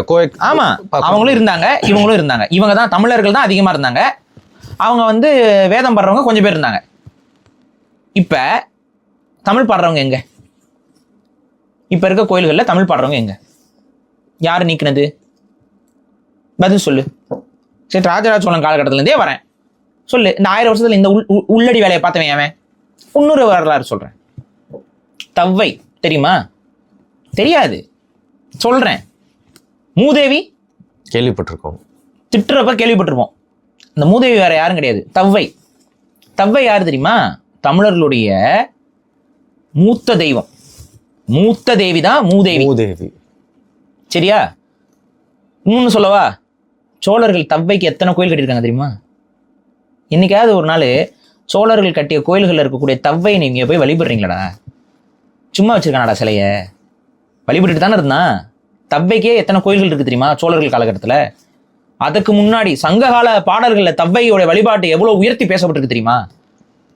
நடுகள் வழிபாடுகளில் தவ்வைக்கு எத்தனை தவ்வைக்கான வழிபாட்டு முறைகள் வந்திருக்கு தெரியுமா? இன்னைக்கு எல்லார் வீட்லயும் என்னை பார் யோகா மரம்னு 2 கழுதையை நிப்பாட்டி வச்சிருக்கீங்க. எதுக்குடா நிப்பாட்டி வச்சிருக்கீங்க? கழுதையை வச்சிருப்பாங்க, பார்த்துருக்கீங்களா? சில இந்துக்கள் வீட்டில் என்னை பார் யோகா மரம்னு கழுதையை நிப்பாட்டி வச்சிருப்பாங்க. இன்னைக்காவது யோசிச்சதுண்டா ஏன் கழுதை அங்கே இருக்குன்னு? கழுதையை பார்த்தா என்னடா யோகம் வரும்? கழுதை வேற யாரோட வாகனமும் கிடையாது, தவ்வையோட வாகனம். தவ்வையோட வாகனம் கழுதை. அந்த கழுதைய, அந்த தவ்வை வந்து எதற்கான தெய்வம் தெரியுமா? செல்வத்திற்கான தெய்வம். தமிழர்களுடைய செல்வத்திற்கான ஃபெர்டிலிட்டிக்கான தெய்வம். அவங்க வந்து பாத்தீங்கன்னா பெரிய பானை வயிறோட இருப்பாங்க. அதோட பொருள் என்ன? ஃபெர்டிலிட்டி. பெரிய பிரெக்னன்ட் இல்ல, அதாவது அதிகமா குழந்தை பெத்து போடக்கூடிய பெண்களுடைய இயல்பான வயிறு பெருசா இருக்கும், இடுப்பு பெருசா இருக்கும். ஸோ அது அந்த தாய் தெய்வம் தான். அந்த தாய் தெய்வத்தை நம்ம தவ்வைன்னு சொல்லி வழிபட்டோம். சங்ககால புலவர்கள், பெண்பார் புலவர்கள் பலரும் தவ்வைங்கிற பேர்ல வருவாங்க. தவ்வை, அவ்வை, இதெல்லாம் இந்த தெய்வத்துடைய பேர்கள். இது ஆசிவக கடவுள் தவ்வைங்கிறது. விளக்கமாறு வந்து அவங்களுடைய கையில இருக்கும், சின்னம். இன்னைக்கு அதுல இருந்து எடுத்துக்கிட்டு தான் சுத்தமானது அப்படிங்கிற, சுத்தம் செய்யறதுக்கான ஒரு வீடை சுத்தமா வச்சுக்கணுங்க. இப்ப நீங்க நம்ம ஊர்ல, நம்ம கிராமங்கள்ல எல்லாம் வீடுகள்ல, குறிப்பா அந்த இந்துக்கள் வீடுகள்ல நிறைய பேர் சொல்றது என்னன்னா, வீட்டை சுத்தபத்தமா வச்சுக்கிட்டாதான் லட்சுமி வருவான்னு. ஆனா ஆக்சுவலா அது கிடையாது. வீட்டை சுத்தபத்தமா வச்சுக்கிட்டாதான் தவ்வை வருவா. அதனாலதான் தவ்வை கையில தொடப்பம் இருக்கும். சுத்தம் வேண்டும், ஒவ்வொருத்தன் வீடும் சுத்தமா இருக்கணுங்கிறதுக்காக தொடப்பத்தை ஒரு ஆயுதமாக கையில வச்சிருக்கக்கூடியது தவ்வை. பெண்கள் வந்து, நம்ம எல்லார் வீட்லயும் பெண்கள் காலையில் இருந்துச்சுன்னா கூட்டுறாங்கல்ல, தவ்வை தவ்வை வழிபாடு. இந்த தவ்வை வழிபாடு சோழர்கள் காலகட்டத்தை, அதே ராஜராஜன் கோயில்ல இருக்குடா தவ்வை. அதே சோழர்கள், விஜயாலய சோழன் கட்டின கோயில்கள் இருக்குடா தவ்வை. பராந்தக சோழன் கோயில்கள் இருக்குடா தவ்வை. அந்த தவ்வை மூதேவின் மாத்தின கிறிஸ்துவ மிஷினரி வேண்டா சொல்றா நீ? எந்த கிறிஸ்துவ மிஷினரிடா வந்து தவ்வைய வந்து மூதேவின் மாத்தினா? எந்த முஸ்லீம்டா வந்து தவ்வைய வந்து மூதேவின் மாத்தினா? மூதேவின் இன்னைக்கு திட்ட வார்த்தையை மாத்திருக்கடா. அதே இனம்டா, சோழர்கள் தான், தமிழன் தான். அந்த முன்னோர்கள் கடவுளாக வழிபட்ட ஒரு தெய்வத்தை எங்க நாக்குலயே, எங்க வாயிலேயே உட்காந்துக்கிட்டு கெட்ட வார்த்தையா மாத்தி பெண் பிள்ளைகளை திட்ட வார்த்தையா மாத்தினவன் எந்த கிறிஸ்துவ மிஷனரி கும்பல்றா? சொல்லு. இதுக்கு பதிலா நீ சொல்றான்னு எரிச்சல் வருதா இல்லையா? கிறிஸ்துவன் வந்து மட்டும்தான் இதை மதத்தை நாசம் பண்ணானா? தமிழர் வழிபாட கிறிஸ்தவன் வந்துதான் நொட்டுனானா? முஸ்லீம் தான் நொட்டுனானா? அதுக்கு முன்னாடி ஒருத்தன் நொட்டுனானே, அவன் எங்கடா போனான்? அவன் எங்க போனான்? அவனை பத்தி பேச மாட்டேன். அப்படி நொட்டுன வந்தான்டா, நொட்டி நொட்டி வச்சிருக்கான் இப்படி. பொய் பொய்யா அசிங்க அசிங்கமா ஆபாசமா ஐயப்பனோட கதை வெளிப்படையா சொல்றா நீ, சென்சார் போர்டு போடாம. ஐயப்பனோட கதையை வெளிப்படையா சொல்லு, சென்சார் போர்டு போடாம. நீங்க சொல்லுங்க. கிருஷ்ணர் பரமாத்மாங்கிறோம், சாமியா கும்பிடுறோம், தெய்வமா வழிபடுறோம். இதே தஞ்சை பெரிய கோயில்ல ஒரு சிற்பம் இருக்கு. அந்த சிற்பத்துல பெண்கள்லாம் மேலாடை இல்லாம கையை தூக்கிட்டு கதறிக்கிட்டு இருப்பாங்க. கிருஷ்ணர் வந்து அந்த ஆடை எல்லாத்தையும் ஒழிச்சு வச்சிருப்பாரு. இந்த பிஹேவியரை, இந்த கதையை கேட்கும்போது கிருஷ்ணர் மேல உங்களுக்கு மதிப்பு வருதா, மரியாதை வருதா? பெண்கள்கிட்ட கேட்கிறேன் நான். இப்போ ஒரு பையன் இதே வேலையை பண்ணா அவனை நீங்க என்ன சொல்லுவீங்க? விளையாட்டு பையன், கிருஷ்ணனோட லீலை விடுவீங்களா? அப்புறம் அவன் எப்படி எப்படி எழுதி வச்சிருக்கான் பாருங்க கதைகளை. இதெல்லாம் கற்பனைவாதங்கள், கற்பனை கதைகள். நம்மளோட கடவுள்களுடைய தன்மையை அழிச்சு, வன்மத்தை விதைச்சு, நம்மளுடைய கடவுள்கள் எல்லாத்துக்கும் அசிங்கமா ஆபாசமா பேரை வச்சு வெளிப்படையா சொல்லுவா. இந்த கதைகள் மட்டும் இல்லாமல் இருந்தா எந்த கிறிஸ்தவனும் எந்த முஸ்லீமும் வந்து எந்த மதத்தையும் திணிச்சிருக்க முடியாது. உன் கதைகள் இவ்வளவு குப்பையாக்கி நீ வச்சதுனால அவனுக்கு ஈஸியா போயிடுச்சு. இன்னைக்கு கிறிஸ்தவ மிஷனரிகள்லாம் இந்த கதையை வச்சு தான் அவன் அடிக்கிறான். வேற யாரை வச்சு அடிக்கிறா? இந்த மதங்கள்லாம் உங்க இதுல ஏற்றத்தாழ்வு இருக்குன்னு சொல்லி தானே. ஆமா, இதே மதம் தானே சொல்லிச்சு. ஒருத்தனை பிறப்பால் தீண்டத்தகாதவன் இதே மதம் தானே சொல்லிச்சு. எந்த கடவுள் மேல பழிய போடலாம் சொல்லு? இந்திரன் மேல பழிய போடவா, சிவன் மேல பழிய போடவா? இவன் சிவனையே தீண்டத்தகாதன்னு சொல்லி வச்சிருக்கானுங்க. இவன் எங்க சிவனையே தீண்டத்தகாதன்னு சொல்லி வச்சிருக்காங்க. சிவனை சுத்தி இவங்களோட காழ்ப்புணர்ச்சி எவ்வளவு இருக்கு தெரியுமா? சிவனை சுத்தி இவங்க காழ்ப்புணர்ச்சியில கட்டின கதைகள் அவ்வளோ. ஒரு சாதிய அதான் அவ்வளோ கதைக. உண்மையான காரணங்களை மறுக்கணும். நான் கேட்கறதுக்கு மட்டும் பதில் சொல்லு. தவ்வை என்னுடைய வழிபாட்டுக்குரிய தெய்வம். சங்க இலக்கியத்துல சான்று இருக்கு, கல்வெட்டுகள்ல சான்று இருக்கு. இருக்கா? சோழர் காலம் 1000 வருஷத்துக்கு முன்னாடி சோழர்களும் கோயில் கட்டி கும்பிட்டுருக்காங்க. ராஜராஜ சோழன் காலகட்டத்தில இருந்து எல்லாருமே கோயில் கட்டி கும்பிட்டுருக்காங்க. இது எல்லாத்துக்குமே ஆதாரங்கள் இருக்கு. இந்த தவ்வைய எந்த மிஷினரி கும்பல் வந்து அவ கடவுள் கிடையாது, அவ வந்து வழிபடுறதுக்கு உரியவள் அல்ல, அவ திட்டப்பட வேண்டியவ, அவ வீட்டுக்குள்ள வரக்கூடாது, அவ மூதேவி, அவளை வெளியே அனுப்பு அப்படின்னு சொன்ன அயோக்கியன் நபர் யார் சொல்றா? இதுக்கு பதில் சொல்லிட்டு அதுக்கப்புறம் நீ கேள்வி. பதில் இருக்கா? இல்லைங்க. இப்போ இட்டாலியில இருந்து பார்த்தீங்கன்னா ரோம்ல இருந்து இதுல அந்த யூதர்கள்கிட்ட இருந்து எடுத்துட்டு வந்து பரப்பப்பட்ட மதம் தான் வந்து கிறிஸ்தவம். அதுல அந்த கிறிஸ்தவத்தை வந்து பார்த்தீங்கன்னா அதை ரோமனைஸ் பண்ணியிருப்பாங்க. அதுல அவங்களே நிறைய கதையை போட்டிருப்பாங்க. அதுல நிறைய வந்து பாத்தீங்கன்னா கிளை கதைகள். அதுக்கெல்லாம் போகவே வேணாம். இல்ல அதே மாதிரி தானே ஒரு கல்ச்சர்ல வந்து ஊத்துறதுன்னு இருக்கு. நான் என்ன சொல்றேன்னா, இங்க ஹிந்து மதம்னு ஒரு மதம் என்பது கட்டமைக்கப்பட்டதுதான். எங்களுடைய வழிபாட்டு மரபுகள் வேற. அந்த வழிபாட்டு மரபுகளை இருந்து ஒரு சில கூறுகளை எடுத்து உங்களுக்கு தகுந்த மாதிரி நீங்க மாத்தி பொய் கதைகளை பிணைஞ்சு வச்சிருக்கீங்க. அந்த பொய் கதைகளை அக்செப்ட் பண்ணவனும் இருக்கான், ஏற்காதவனும் இருக்கான். எங்க வழிபாட்டு மரபுகளை தொடர்புவதும் இருக்கு. எல்லாமே கலந்து குழப்பலாட்டமா கிடக்குதுங்க. புரியுதா? எல்லாமே கலந்து குழப்பலாட்டமா கிடக்குது. கண்ணு முன்னாடி இப்ப நீங்க ஒரு கோயிலை கட்டுங்க, அதுக்கு ஒரு புராணம் எழுதுறதுக்கு ஒரு ஆள் இருக்கான். இப்ப நீங்க நாளைக்கு போய் கோயிலை கட்டுங்க. ஏங்க எதுக்குங்க அவ்வளவு தூரமா போயிட்டு? சாய்பாபா என்னங்க போட்டோல இருக்காரா? அந்த ஆளு போட்டோல பதிவாயிருக்காரா? சாய்பாபா முஸ்லிம்டா. சாய்பாபா ஒரு முஸ்லிம், கண்ணு முன்னாடி ஒரு முஸ்லிம். சாய் பாபான்னு வச்சிருந்தா இப்ப சாய் ராமனு மாத்தினா நாளைக்கு ராம அவதாரம் கண்ணு முன்னாடி கொண்டு வந்துட்டு இருக்கானுங்களா இல்லையா? இந்த டாக்டிக்ஸை உணர்ந்தவங்க தான் நித்யானந்தா, என்னென்ன அந்த நந்தாக்கள்லாம் இருக்காங்களா, அவங்கெல்லாம் என்ன எல்லாருக்கும் இந்த ஸ்ட்ராட்டஜி தெரியும். இந்த ஸ்ட்ராட்டஜி தெரியும். அப்படியே வாய்க்கு வந்து அடிச்சு விடு. எவனாவது ஒருத்தன் திரும்ப கேள்வி கேட்டான்னா அது மதத்தை புண்படுத்திட்டான்னு சொல்லி விடு. பகுத்தறிவுங்கிற ஒரு விஷயத்தை வச்சுக்காத. வரலாறு இதெல்லாம் பேசவே கூடாது. எவனும் தமிழரை மீச்சு. நான் இவரை சொல்றேன், முருகனுக்கும் வடக்குக்கும் சம்பந்தம் கிடையாது. வடக்குல நீ முருகனை கும்பிட்ட, முருகன் பிறந்த இடம் தமிழ்நாடு தான். என்ன உன்னால பண்ண முடியும்? என்ன படம் எடுப்ப? இதைத்தானே ரொம்ப வருஷமா பண்ணிட்டு இருக்க. பொய் கதை எழுதுறதானே உன் வேலை. அதை தானே சொல்ல. நீ எழுதின கதை எல்லாமே போகஸ்ரா. நான் ஏன் நம்பணும்? இதுக்கு பதில் சொல்லு. நாங்க நம்ப முடியாது. நீ முருகனை இழிவுபடுத்துறதுக்கு நீ என்ன கதையில எழுதிக்கிட்டு இருப்ப. அந்த கதையில நம்பிட்டு இதுல பாத்தீங்கன்னா மணிமேகலையில இருக்குது. மணிமேகலையில் அச்சய பாத்திரம்னு ஒன்று இருக்குது. நீ என்ன பண்ணுற, நாளைக்கு உங்கள் மோடி கிட்ட சொல்லி அந்த அச்சய பாத்திரத்தை எடுத்து வந்து இப்படி கவுத்துடு. இப்படி கவுத்துட்டுன்னா அந்த அச்சய பாத்திரத்தில் என்றைக்குமே சோறு வத்தவே வத்தாதான். அப்படி கவுத்துட்டு அச்சய பாத்திரத்துலேருந்து சோறு வந்துக்கிட்டே இருக்குமா? அப்படி வரும்போது அது என்ன இந்தியர்களோட எல்லார் பசியும் தீத்துறாதா? ஸோ அந்த அச்சய பாத்திரம் எங்கன்னு கண்டுபிடிச்சி எடுத்துருவா. ஏன்னா இந்த அச்சய பாத்திரமும் மணிமேகலையில் தான் வருது. என்ன பண்ணுவ, நம்புறியா? ஓ, மணிமேகலையில் அச்சய பாத்திரம் வந்துருச்சா, அப்போ அந்த அச்சய பாத்திரத்தை கண்டுபிடிப்போம். ஃபினான்ஸ் மினிஸ்டர் கூப்பிட்டு அச்சய பாத்திரத்தை கண்டுபிடிக்கிறதுக்கு ஒரு ஃபினான்ஸ் ஒதுக்கி கண்டுபிடி. இந்தியாக்குள்ள தான் இருக்கு, எங்கேயாவது கண்டுபிடி. விவசாயமே நின்றுமே ப்ரோ. அச்சய பாத்திரம் இருக்குங்க, ஏன்னா மணிமேகலையில் இருக்குல்ல. இதே மாதிரி நம்பிக்கை. மணிமேகலை எழுதப்பட்டதே மணிப்பிரவாள நடை. அப்படின்னா என்னன்னு தெரியுமா? மணிமேகலையே முழுக்க மணிப்பிரவாள நடை. மணிமேகலை, சீவக சிந்தாமணிலாம் மணிப்பிரவாள நடை, சான்ஸ்கிரிட்டோட கலந்து எழுதுனது. சிலப்பதிகாரம் வேற. சிலப்பதிகாரத்துக்கு அடுத்து வந்து இவைகள் மணிப்பிரவாள நடை கலந்து எழுதப்பட்டிருக்கு. இது எப்படி நம்ம முழுமையாக நம்மளோடதுன்னு எடுத்துக்க முடியுது? அதில் எத்தனை கற்பனை கதைகள் இருக்குது தெரியுமா? அதில் பூதம் வரும், பேய் வரும், பிசாசு வரும். இதெல்லாம் நம்புற நீ எப்போ? பூதம், பேய், பிசாசுலாம் உண்மை. நான் மார்க பந்து சொல்லு வந்து எல்லாம். அதனால வந்து பார்த்தீங்கன்னா இதெல்லாம் நம்பணுங்க. நம்புனாதாங்க சோறு. அந்த இந்த படத்தில் விமல் கூப்பிட்டு காமிப்படல, இதெல்லாம் நம்புற மாதிரியாங்க இருக்கு, நம்பினாதான் நான் ஹிந்து அப்படின்னு சொன்னாங்க.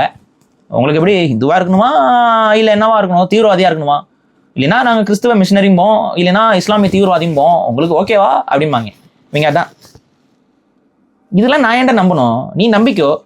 நீ ஓரின சேர்க்கையில் தான் ஐயப்பன் பிறந்தாருன்னு நம்பினா நீ நம்பிக்கோ. எனக்கு அதெல்லாம் நம்பிக்கை கிடையாது. எனக்கு அதை நான் வெறுக்கிறேன். அந்த மாதிரி எனக்கு பொய் கதைகளை நான் வெறுக்கிறேன். இதெல்லாம் வந்து இந்த மதத்தை இழிவுபடுத்தக்கூடிய கதைகள் நான் வெளிப்படையாக சொல்கிறேன். இதுதான் சொல்கிறேன். இது நம்பிக்கைகள் அல்ல. இது இந்த மதத்தை அழிக்கணும்ங்கிற நோக்கத்தில் சொல்லப்பட்ட காழ்ப்புணர்ச்சியில வெளியிலிருந்து வந்த வந்தேரிகளால் சொல்லப்பட்ட பொய்க்கதைகள். இது இது இது நீங்க மறுக்கிறியா? இந்த பொய்க்கதையில யாரை வேணாலும் கடவுளாக்கலாம், யாரை வேணாலும் கடவுளா இருக்கவங்கள எவ்வளவு வேணாலும் மனுஷனம் போல இறக்கி விடலாம். நான் என்ன கேட்கிறேன், முருகனுடைய கோலம் பழனி மலையில் என்ன கோலம்? ஆண்டி கோலம். நான் கேட்கிறேன், இப்போ இந்த காணொலியை பார்க்கக்கூடிய எல்லாருக்கும் தெரியும், வீட்டில் ஆண்டி கோலத்தில் முருகனை வைக்கக்கூடாதுன்னு ஒரு நம்பிக்கை இருக்கா இல்லையா? முருகனை ஆண்டி கோலத்தில் ஃபோட்டோவா வீட்டில் வைக்கக்கூடாதுன்னு சொன்ன அந்த கிறிஸ்துவ மிஷினரி யாரு சொல்லுங்க? எந்த கிறிஸ்துவ மிஷினரி சொன்னார் அதை? ஏன் உனக்கு கோவம் வரல? என்ன இது, புனித போப்பாண்டவர் வந்து இப்படி சொல்லிட்டாரே, ஆண்டி கோலத்தில் முருகனை வீட்டில் வைக்கக்கூடாதுன்னு சொல்ல. ஏன்னா போப்பாண்டவர் தானே சொன்னாரு. இல்லை எந்த அப்துல்லா சொன்னாரு உங்களுக்கு? எந்த நபிகள் நாயகம் வந்து சொன்னாரு ஆண்டி கோலத்தில் முருகனை வீட்டில் வைக்கக்கூடாது, வீட்டில் இப்படி ஆண்டி கோலத்தில் முருகனை வைத்தால் எப்படி முருகன் ஆண்டியாக இருக்கிறாரோ அதே மாதிரி நாமும் ஆண்டியாக மாறி விடுவோம் என்ற ஒரு காரணத்தினால எவன் சொன்னா? இவங்க உட்காந்து சொல்லிட்டு இருப்பாங்க ஆண்டி கோலத்துல. ஏன்டா முருகனே ஆண்டி கோலத்துல தானே இருக்காரு. ஆமாங்க, அவர் கோச்சுக்கிட்டு வந்து அப்பா அம்மாட்ட கோச்சுக்கிட்டு, என்ன முருகன் அப்பா அம்மாட்ட கோச்சுக்கிட்டாரு? ஆமாங்க கோச்சுக்கிட்டாருங்க. இதெல்லாம் கேட்கும்போது அப்படியே நமக்கு வந்து அப்படியே பக்தி சுரந்து போயிடும். ஆஹா, முருகன் வந்து எல்லாத்தை விட உயர்ந்தவர், முருகன் போல ஆற்றல் படைத்தவர் யாரும் இல்லைன்னு சொன்னா எனக்கு கேட்க நல்லா இருக்கும். முருகன் சின்ன பையங்க, அவருக்கு கோச்சிட்டு வந்துட்டாருங்க அப்பா அம்மாட்ட. அது பாருங்க சின்ன பையனா இருக்காரு. முருகனுக்கு 2 பொண்டாட்டி. ஏங்க ஒருவனுக்கு ஒருத்தி நாங்கள் வாழ்ந்துட்டு, முருகனுக்கு 2 பொண்டாட்டி என்னப்பா சொல்றீங்க? முருகனுக்கு 2 பொண்டாட்டி. அப்ப என்ன சொல்ல வர? நீ போய் பாத்தியா முருகனுக்கு 2 பொண்டாட்டின்னு? என்னைக்காவது யோசிச்சிருக்கீங்களாடா? முருகன் பக்கத்தில் இருக்கிற வள்ளி எப்பவுமே பச்சை கலர்ல இருக்காங்களே. எந்த பெண்கள் உலகத்தில் பச்சை கலர், கருப்பு கலர்ல பெண்கள் பார்த்திருப்பீங்க, வெள்ளை நிறத்துல பெண்கள் பார்த்திருப்பீங்க, மஞ்சள் நிறத்துல கூட பார்த்திருப்பீங்க. பச்சை கலர்ல எங்க பார்த்தீங்க பெண்களை? நீல கலர்ல கூட நான் அவதார படத்துல பார்த்துட்டேன். பச்சை கலர்ல எங்கடா பெண்களை பார்த்தீங்க? Guardians of the. ஏன் வள்ளி பச்சை கலர்ல இருக்கான்னு ஒரு புத்தி வேலை செய்யலினா நீ என்னடா ஆன்மீகம்? நீ என்ன ஆன்மீகம்?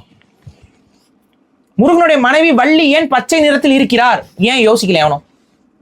போய் நீங்க போய் எந்த போட்டோ வேணாலும் பாரு. இப்ப போய் கூகுள் போடு, முருகா வித் 2 wives. முன்னாடி 2 பேர் வருவாங்க, தேவையான வெள்ளையா இருப்பாங்க, வள்ளி பச்சையா தான் இருப்பாங்க. ஏன்னா வள்ளி பச்சையம்மாள்ரா, கிறுக்கு பழுகளா? வள்ளி பச்சையம்மா. ஏன் பச்சையம்மாளை வந்து முருகனுடைய மனைவி போல சித்தரிக்கிறாங்கன்னா அதற்கு காரணம் இவன் விட்ட டான்ஸ் கதை கிடையாது. முருகன் ஒரு முறை வள்ளி என்ற பெண் தவம் இருந்து கொண்டிருந்தால், எப்படியாவது ஒரு போன ஜென்மத்தில் தவம் இருந்தான், அந்த ஜென்மத்தில் வந்து அப்புறம் அடுத்த ஜென்மத்தில் குறவை யாரா பிறந்தாங்க, இந்த ஒரு கதை இருக்கும். அப்புறம் இவர் போனாரு, யானை இவர் விதத்தில் விநாயகர் வந்தார், இந்த கதையை கேட்டிருப்பீங்க, படம்லாம் எடுத்திருப்பாங்க. அப்புறம் அவங்களோட போய் சண்டை போட்டு அவங்க வந்து இது பண்ணி அந்த வள்ளியை வந்து திருமணம் செய்வாருங்களாம் வரும் கதை. இது வள்ளி திருமணம்னு சொல்லிட்டு எல்லா ஊர்லேயும் வந்து உற்சவம்லாம் பண்ணிட்டு இருக்கீங்க. அந்த வள்ளி ஏன் பச்சையாக இருக்காங்க? காரணம் என்னென்னா பச்சையம்மன். பச்சையம்மன்கிறது இயற்கையை குறிக்குது. முருகன் இயற்கையை விரும்பி நேசித்த ஒரு தலைவன் என்பதால், கடவுள் என்பதால் முருகனுக்கு வந்து பச்சையம்மனோட நிப்பாட்டக்கூடிய விஷயமாகத்தான் செஞ்சுருக்காங்க. அதனால தான் வள்ளி பக்கத்தில் நிறைய ஃபோட்டோவில் வந்து பார்த்தீங்கன்னா வள்ளி கையில் கிளியும் இருக்கும், பச்சை கலர் கிளியும் இருக்கும். இப்போ இதே உருவத்தை தனியாக நீங்கள் பார்த்தீங்கன்னா என்னன்னு சொல்லி கும்பிடுவீங்க? பச்சையம்மான்னு சொல்லி கும்பிடுவீங்க. அவன் ஒன்று உடான்ஸு ஆண்டாள்னு ஞாபகம் இருக்கா? ஆண்டாள்னு கிளி வச்சுருப்பாங்க. அது யார் சொன்ன கதை? இவன் சொன்ன கதை. புரியுதா? இப்படி தான் என்னென்னலாம் எப்படிலாம் கதை அடிக்க முடியுமோ அப்படி இப்படிலாம். இன்னும் நான் இப்போ ஒன்று சொல்கிறேன். இப்போ இன்னைக்கு இருக்கக்கூடிய தமிழர்கள் மனைவி பேர் என்ன? 2 பேர் டக்குன்னு யோசிங்க. வள்ளி சொல்லுங்க ப்ரோ. வள்ளி, தேவயானை. இப்போ கோயில்களுக்கு போங்க. ஒரு சில கோயில்களில் தேவயானைன்னே இருக்கும். ஒரு சில கோயில்களில் குறிப்பாக நீங்கள் வடபழனி முருகன் கோயிலெலாம் போய் பார்த்தீங்கன்னா தேவயானை தான் இருந்துச்சு, நீங்களும் பார்த்துருப்பீங்க. இப்போ தேவசேனான்னு இருக்கும். தேவசேனா யார்? அது தேவசேனா பாகுபலி படத்தில் வர ஹீரோயின் பேர். எதுக்கு இந்த பேரை மாற்றினீங்க? இப்போ தேவயானைங்கிறது ஏன் தேவசேனான்னு ஆச்சு? பதில் இல்லை. ஏன்னா ஒரு ரொம்ப லாஜிக்கான ஒரு கேள்வியை கேட்டுட்டோம். நம்ம என்ன சொன்னோம்னா அந்த தேவயானைங்கிறது வேற ஒன்றும் இல்லை, இந்திரனோட யானை தான் தேவயானை. முருகன் யானையில் வீட்டில் இருக்கிற மாதிரி சிலைகள் நீங்கள் பார்த்துருப்பீங்க. அந்த யானைங்கிறது ஆசிவகத்தோட அடையாளம். இந்த ஆசிவகம் தான் தமிழர்களுடைய உண்மையான மெய்யியல். இதை மாற்றுறதுக்கு தான் அந்த தேவயானைங்கிறத இன்னொரு பெண்ணாக மாற்றி அது வந்து ஆசிவக அடையாளத்தை மறைக்கிறதுக்கு தேவயானைங்கிறது முருகனுடைய வாகனம்னு இருக்கக்கூடாது. இந்திரனுக்கும் ஒரே வாகனம், முருகனுக்கும் ஒரே வாகனம்னா எல்லாரும் வெள்ளை யானையிலே போனாங்கன்னு தெரிஞ்சிடும். ஸோ வெள்ளை யானைங்கிறது என்னன்னு தெரிஞ்சு அது எனக்கு விநாயகர் தலையிலும் வெள்ளை யானைன்னு வந்து எல்லாம் லிங்க்லாம் பண்ணி ஆசிவகம் வெளியே வந்துருமா. ஸோ அதை மறைக்கணுமா. அதனால வந்துட்டு தேவயானைன்னு என்ன? தேவ யானைங்க. தேவ யானை, தேவலோகத்தில் இருக்கக்கூடிய யானை தேவயானை. அந்த தேவயானைனா கண்டுபிடிச்சிடுவாங்களேன்னு சொல்லிட்டு அந்த பேரை மறைக்கிறதுக்கு என்னென்னமோ உட்டா பண்ணி, சரி இது இப்படியே போச்சுன்னா இன்னும் ஒரு 5 வருஷத்துலையோ 10 வருஷத்துலையோ ஒரு 500 வருஷத்துலையோ எவனா கண்டுபிடிச்சிருவான். ஸோ தேவசேனான்னு மாற்றிட்டோம்னா, தேவசேனான்னு கூகுளில் தேடினானா வருங்குல சன்னதிகள் அவங்க பேர் என்ன? அனுஷ்கா தான் வந்து நிற்பாங்க. தேவசேனானா அனுஷ்கா வந்து நிற்பாங்க. இவங்க ஏதாவது கன்ஃபியூஸ் ஆயிடுவாங்க அப்படின்னு குழப்பி விட்டுருக்காங்க. இப்போ போய் பாருங்க எல்லா கோயிலையும் தேவசேனான்னு மாற்றிக்கிட்டு இருக்காங்க. எதனால? இப்போ இதெல்லாம் இந்த முறைகேடுகள் இதெல்லாம் இந்த ஆன்மீகத்தில் நடக்குதா நடக்கலையா? தொடர்ச்சியாக நானும் பார்த்துக்கிட்டு இருக்கேன். எல்லா பொய் புரட்டு எல்லா ஆபாச கதைகள் எல்லா அசிங்கத்தையும் கொண்டு வந்து தமிழ் கடவுள்கள் மேலே வச்சு, நான் இப்போவும் சொல்கிறேன், முருகன் தமிழ் கடவுள் தான். ஏசுநாதரோ அல்லாவோ மற்ற கடவுள்களை விட எனக்கு முருகன் தான் முக்கியம். முருகனை தான் நான் எல்லா சக்தி வாய்ந்தவனாக நான் கருதுகிறேன். என்னுடைய கடவுள் என்று பார்க்கும்போது நான் முருகனை தான் வழிபடுறேன். என் குடும்பத்தோட இஷ்ட தெய்வமும் முருகன் தான். என் குழந்தைகளுக்கு எடுக்க மொட்டை அடிக்கிற இடமும் முருகன் கிட்ட தான். குலசாமி கிட்ட மொட்டை அடிப்போம், அடுத்த மொட்டை வந்து பழனி முருகனுக்கு தான். இதுதான் காலங்காலமா எனக்கு அப்படி தான் நடந்துச்சு. நாளைக்கு என்னுடைய பசங்களுக்கும் அதான் நடக்கும். இதுதான் என்னோட வாழ்வியல். ஆனா உன் கதைகளை நான் நம்ப முடியாது. நான் ஏன்டா நம்பணும் உன் அசிங்க கதைகளை?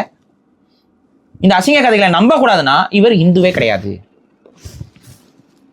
அப்ப இந்த அசிங்கத்தை ஏத்துக்கிட்டு இருந்தா தான் ஹிந்துவா? அப்ப நான் என்ன? நான் சூத்துறேன். அங்கதானே வர இந்த கதையெல்லாம் நம்பணும். ஏன் நம்பணும்? அப்பதான் பிறப்புல ஏற்றத்தாழ்வு காட்ட முடியும்.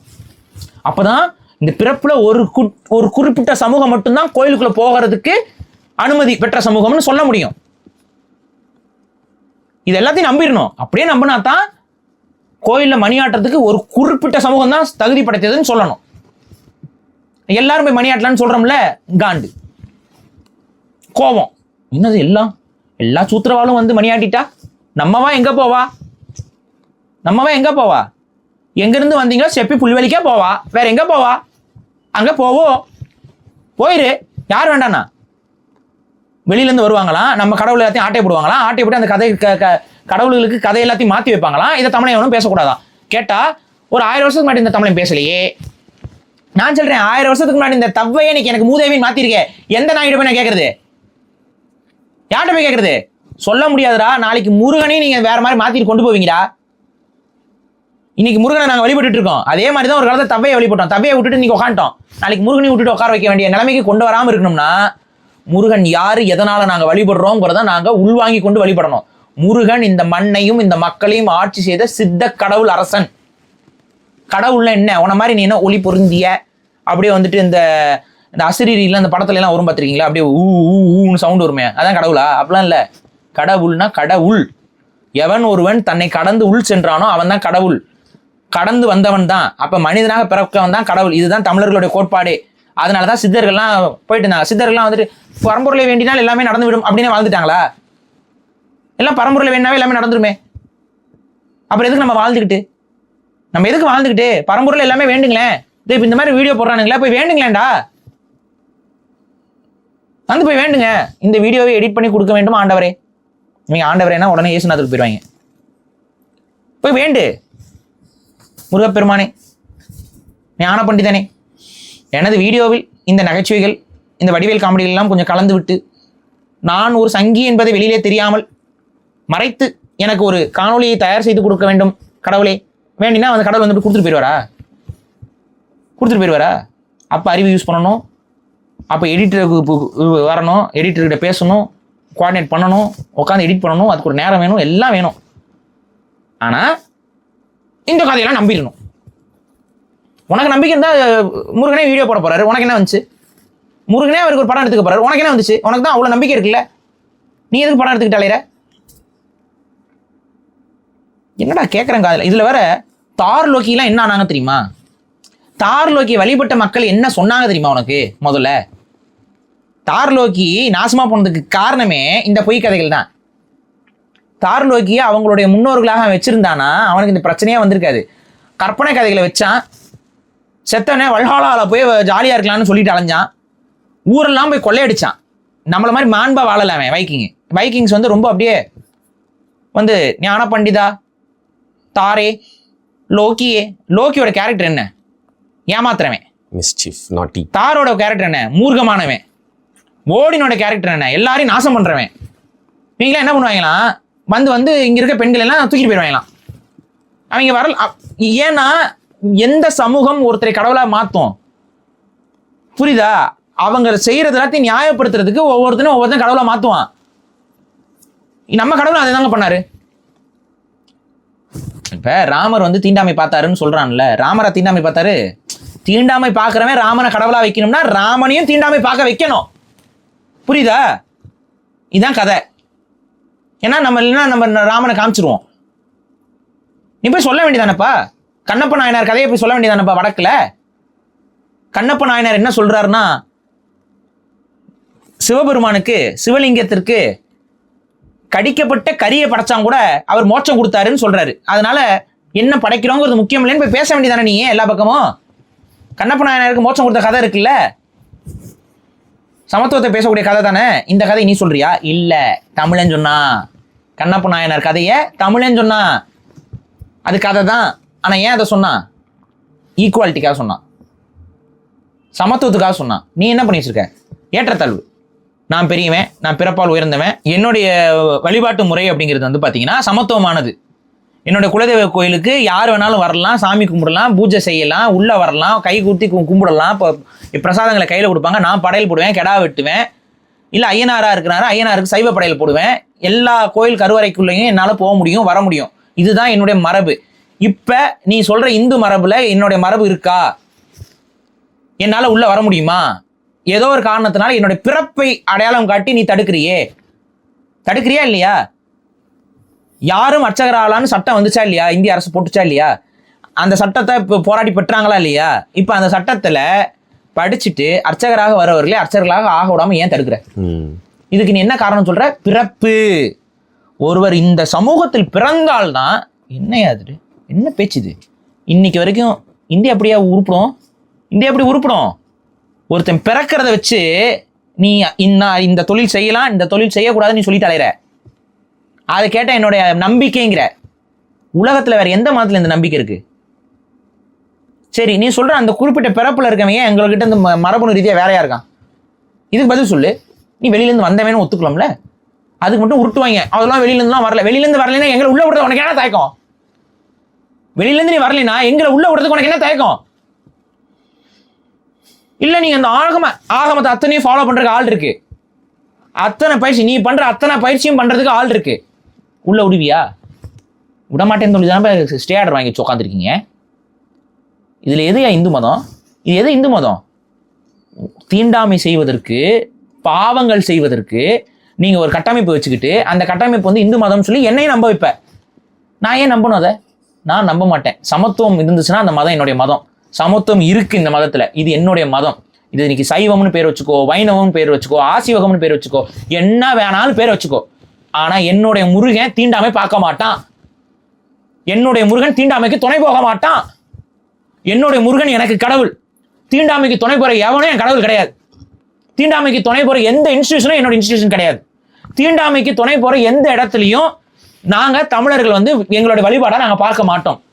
என்னோட இடத்த விட்டு ஒன்னா காலி பண்ணு, இல்லைன்னா என்னைக்கு இருந்தாலும் ஒரு நாள் இது நடக்கும். நீங்க என்ன எழுதி வச்சுக்கோங்க. என்னைக்கு இருந்தாலும் ஒரு நாள் இது நடக்கத்தான் போகுது. எவ்வளவு நாளைக்கு ஒரு சமூகத்தை நீங்க ஏமாத்திட்டு உட்காந்துருப்பீங்க? ஆனா வாய்க்கிலேயே பேசுறது. இந்த இந்த இந்த மக்களுக்கு ஒரு புரிதல் ஏற்படுத்திடக்கூடாது. இந்த புரிதல் ஏற்படுத்துறவங்களாம் கிறிஸ்தவ மிஷினரி. இப்போ என்ன, இந்தியன் கவர்மெண்ட் யார் கண்ட்ரோல்ல இருக்கு? பிஜேபி கவர்மெண்ட் கண்ட்ரோல் இருக்கு. எல்லா சர்ச்சையும் தூக்கி அடி. என்ன இப்ப பண்ணுப்பா? உன்னை யாராவது தடுக்கிறானா? நான் கண்டிப்பா தடுக்க வர மாட்டேன். நீ போய் என்னமோ பண்ணு, எனக்கு என்ன.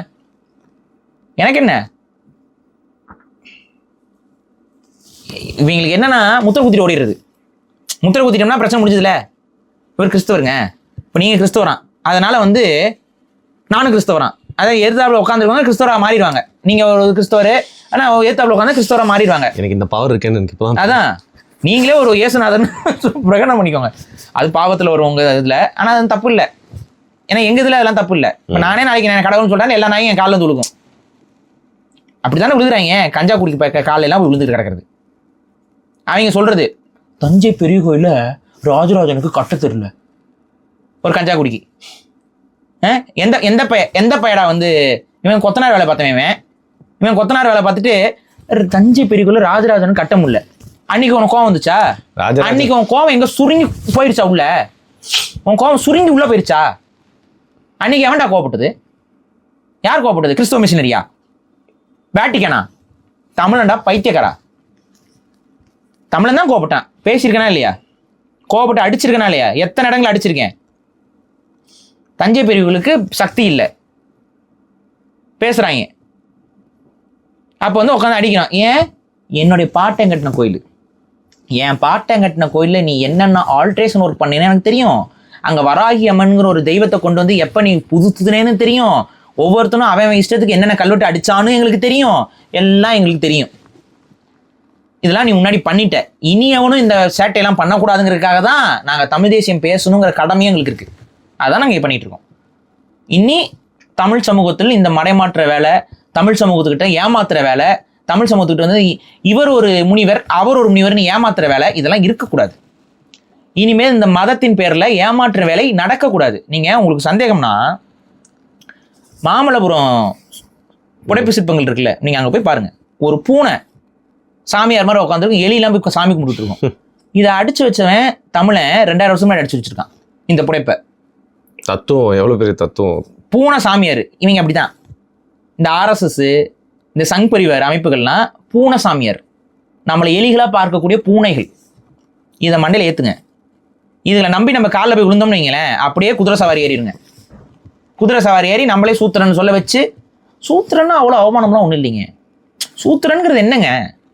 பிறப்பால் தீண்டத்தகாதவர். நீங்கள் கொடுக்குறத நாங்கள் தொட மாட்டோம், கையில் ஏந்த மாட்டோம். ஏன்னா நீங்கள் வந்து பார்த்தீங்கன்னா வயல்வெளியிலாம் வேலை செய்கிற ஆட்கள். எங்களை மாதிரி ஆச்சாரமாக உங்களால் இருக்க முடியாது. இவங்க ரொம்ப ஆச்சாரமானவங்க, ரொம்ப ஆச்சாரமானவங்க. எடுத்து பேச ஆரம்பிச்சேன்னு வை, சம்பந்தம் ட்ரெடிஷன்னா என்னன்னு தெரியுமா? எடுத்து பேசினா என்ன பண்ணுவேன்? காதலி அழுகுருவேன். ரொம்ப ஆச்சாரம், ரொம்ப ஆச்சாரமான வாழ்வியல். வேதங்கள்லாம் எங்களோட ஆச்சாரமான இதுல இருந்து, இந்த வேதங்கள்ல குதிரைக்கறி ஓகே, மாட்டுக்கறி வரைக்கும் I can able to understand. குதிரை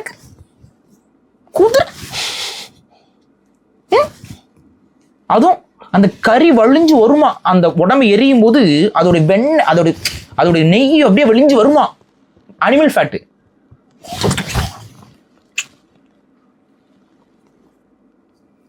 இதெல்லாம் பேசுவோமா? எதுல இருக்கு? வேதத்துல இருக்கு ராஜா. அப்ப என்ன பண்ணீங்க? அப்ப எந்த கிறிஸ்தவ மிஷனரி வந்து உங்களை மாத்தினாரு? இந்த குதிரைக்கறியெல்லாம் சாப்பிடக்கூடாதுங்க, இயேசுநாதர் என்ன சொல்கிறான்னு மாத்தி விட்டாரா? இவங்களுக்கு ஆடிக்கு ஒன்று அமாவாசைக்கு ஒன்று இவங்க மாறிக்கிட்டே இருப்பாங்க. இவங்க ஆடிக்கு ஒன்று அமாவாசைக்கு ஒன்று மாறிக்கிட்டே இருப்பாங்க. எல்லாத்தையும் மாற்றுவாங்க. மாற்றிட்டு இவங்களுக்கு வசதிப்பட்ட மாதிரி வாழ்ந்துக்கிறது. இவங்க வசதிக்கு ஏதாவது பிரச்சனை, கடல் தாண்டி போகக்கூடாது தெரியுமா? எது சொல்லுது? ஆகமங்கள் சொல்லுது. புரியுதா? ஆகமங்கள் சொல்லுது. ஆனால் யூஎஸில் வீசா வாங்கலாம். யார் சொல்கிறேன்? நாங்கள் சொல்கிறேன்டா. இதுதான் இவங்க பேசுறதெல்லாம் கேட்டுக்கிட்டு இதுக்கு ஒரு கூட்டம், இது கேட்டு அவங்க மதம் ஒன்று புண்படுத்திட்டாங்க. இவர் உன் மதங்கிறது ஒரு குறிப்பிட்ட சமூகத்துடைய காலில் கடந்து நக்கிறது அப்படின்னா நீங்கள் தாராளமாக நக்கிக் கொள்ளுங்கள், எங்களை நக்கா சொல்லாதீர்கள். இவ்வளோதான் நான் சொல்ல முடியும். என்னுடைய மதம்ங்கிறது என்னுடைய முன்னோர்கள் வழிபட்ட ஒரு நம்பிக்கை சார்ந்தது. என் முன்னோர்கள் முருகனை கும்பிட்டான், முருகனை மட்டும்தான் கும்பிடுவோம். முருகனுக்கு நடுவில் மணியாற்றவனெல்லாம் கும்பிட முடியாது. இதுதான் எங்களுடைய மதம். நீ மணியாட்டம் தான் இங்கே ஓரம் இருந்து மணியாட்டு. இங்கே உள்ள வந்துக்கிட்டு இது வடக்கில் தான் முருகன் பிறந்தார், வடக்கில் தான் முருகன் பிறந்தாருன்னா முருகன் வடக்கில் பிறக்கல. நீ வடக்கில் வந்த இதை வச்சு பேச வேண்டியது வரும். நீ வந்த இடம்லாம் முருகனை காலி பண்ணிட்ட.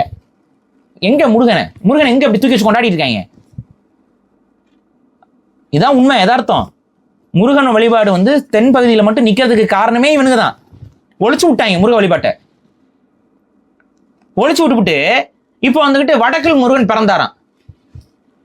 அதுல வேற இவன் ஆதாரம் வேற. மணிமேகலையில ஆலமர் செல்வன் வருது பாருங்க அப்படின்னு. ஏண்டா பைத்தியக்கார மடையா, இமயமலை ஏதுல ஆலமரம் கிறுக்கு பாயில. இவன் என்ன கதை விட்டான் தெரியுமா? இப்ப நம்ம ஊர்ல மதுரை இருக்கா, வடக்குல மதுரா. இவங்க என்ன பண்றதுன்னா தமிழ்நாட்டில் என்னென்ன பேர்லாம் இருக்கோ அது எல்லாத்தையும் தூக்கி அங்கேயும் வச்சிருது. பின்னாடி வரும் சந்ததியர்கள் எதை பார்த்து நம்ம டிப்பி எடுத்தோம் என்று தெரியவாக போகிறது. ஊர் பேர்லாம் அங்கே வச்சுக்கிறது. அதே போல மனுஷனால வாழவே முடியாத இமயமலையில அதுதான் மேருமலை அப்படின்னு சொல்லிட்டான். ஆக்சுவலா சிவன் வாழ்ந்தது இமயமலை கிடையாது, அது கைலாயம். அந்த கைலாயத்திற்கு இன்னொரு பேர் தான் இமயம். அது மேருமலைன்னு அழைக்கப்படுது. இப்ப இந்த கைலாயம்னா கயல் அயம், கயல்னா மீன், மீன்கள், அயம்னா குளம், மீன்கள் இருக்கக்கூடிய குளம். ஹிமாலயஸ்ல இமயமலை உச்சியில எங்க மீன்களுக்கான குளம் இருக்கு? ஸ்ப்ரிங்ஸ் இருக்கும், மீன் எங்கெங்க இருக்கு? பனி கட்டிங்க, இதுல எதுவுமே இருக்காது. கீழே வரும்போது உருகி அப்படியே அது கீழே நதிகள் இருக்கும். நீ சொல்றது என்ன உச்சியில உட்காந்துருப்பாரு தானே சொன்னேன்? அங்க ஆலமரம் இருக்கும் தானே சொன்னேன்? ஆலமரத்தை காட்டு நீ உச்சியில. நீ நாளைக்கே என்ன பண்றேன்னா அந்த ட்ரக்கிங்லாம் எடுத்துக்கோ. அந்த மலையில ஏறுவாங்க. இப்போ கூட ஏதோ ஒரு படம் பார்த்தேன் இங்கிலீஷ்ல. அந்த மலையில ஏறி விளையாண்டுட்டு இருக்கும் ஒரு பொண்ணு. அதை ஒரு சைக்கோ கொலகாரன் கொல்ற மாதிரி ஒரு படம் வந்து பார்த்தேன். எதுக்குடா மலையில போய் ஏறுறீங்கன்னு எனக்கு தோணுச்சு அந்த படம் பார்க்கும். அது மாதிரி மலையில ஏறி போய் தங்கி அங்க ஏதாவது ஆலமரம் இருக்கான்னு பார்த்துட்டு அந்த ஆலமரத்துக்கு அடியில் யாராவது உட்காந்துருக்காங்க போய் பாட்டுவா. முதல்ல மலையில, அதாவது மலை உச்சியில வந்து ஆலமரம் வளரவே வளராதுன்னு எங்களுக்கு தெரியாது. அப்படி இருந்து மலை உச்சியில இருந்தாருன்னு சொல்ற, ஆலமரமும் இருந்துச்சுன்னு சொல்ற அப்படின்னா உலகத்திலேயே மலையில் வளரக்கூடிய ஒரு ஆலமரம் உண்டெங்கில் அது தமிழ்நாடு மட்டும்தான். தமிழ்நாடும் ஸ்ரீலங்காவும் தான். அதுக்கு பேர் கல்லாலமரம், கல்லில் வளரக்கூடிய ஆலமரம். நீங்க இந்த மலைக்கோட்டை இங்கெல்லாம் போயிட்டு வந்தீங்கன்னா ஒரு ஆலமரம் வந்து பாறையில வளர்ந்துருக்கும். இந்த ஆலமரத்தை நீங்க தமிழ்நாட்டை தாண்டி வேற எங்க பார்த்தாலும் கண்டப்படாது. தமிழ்நாட்டுக்கே உரித்தான ஒரு மர வகை அது. அதுதான் கல்லாலமரம். அந்த கல்லாலமரத்துக்கு அடியில உட்காந்துதான் சிவபெருமான் வந்து மோட்சம் அடைஞ்சாரு, இல்ல அது வந்து வேதங்கள் கொடுத்தாருங்கிறது நம்பிக்கை. அதனாலதான் அவர் பேர் ஆலமர் செல்வன். இதுதான். ஸோ ஆக மொத்தம் என்னன்னா, நாங்க உங்க கதைகளை நம்ப முடியாது. அதற்காக நாங்க வந்து கிறிஸ்தவ மிஷனரியோ இஸ்லாமிய மதவாதிகளோ கிடையாது. எங்களுடைய மதம் என்பது, எங்களுடைய நம்பிக்கை என்பது சமத்துவம் சார்ந்தது. சமத்துவத்தோடு இருக்கக்கூடிய எங்களுடைய வழிபாட்டு முறையில கண்ட கருமாந்திரத்தை வந்து கலக்காதீர்கள்ங்கிறதா எங்களுடைய கருத்து. இதுதான் நம்ம இங்க பதிவு பண்றோம். நன்றி. நன்றி.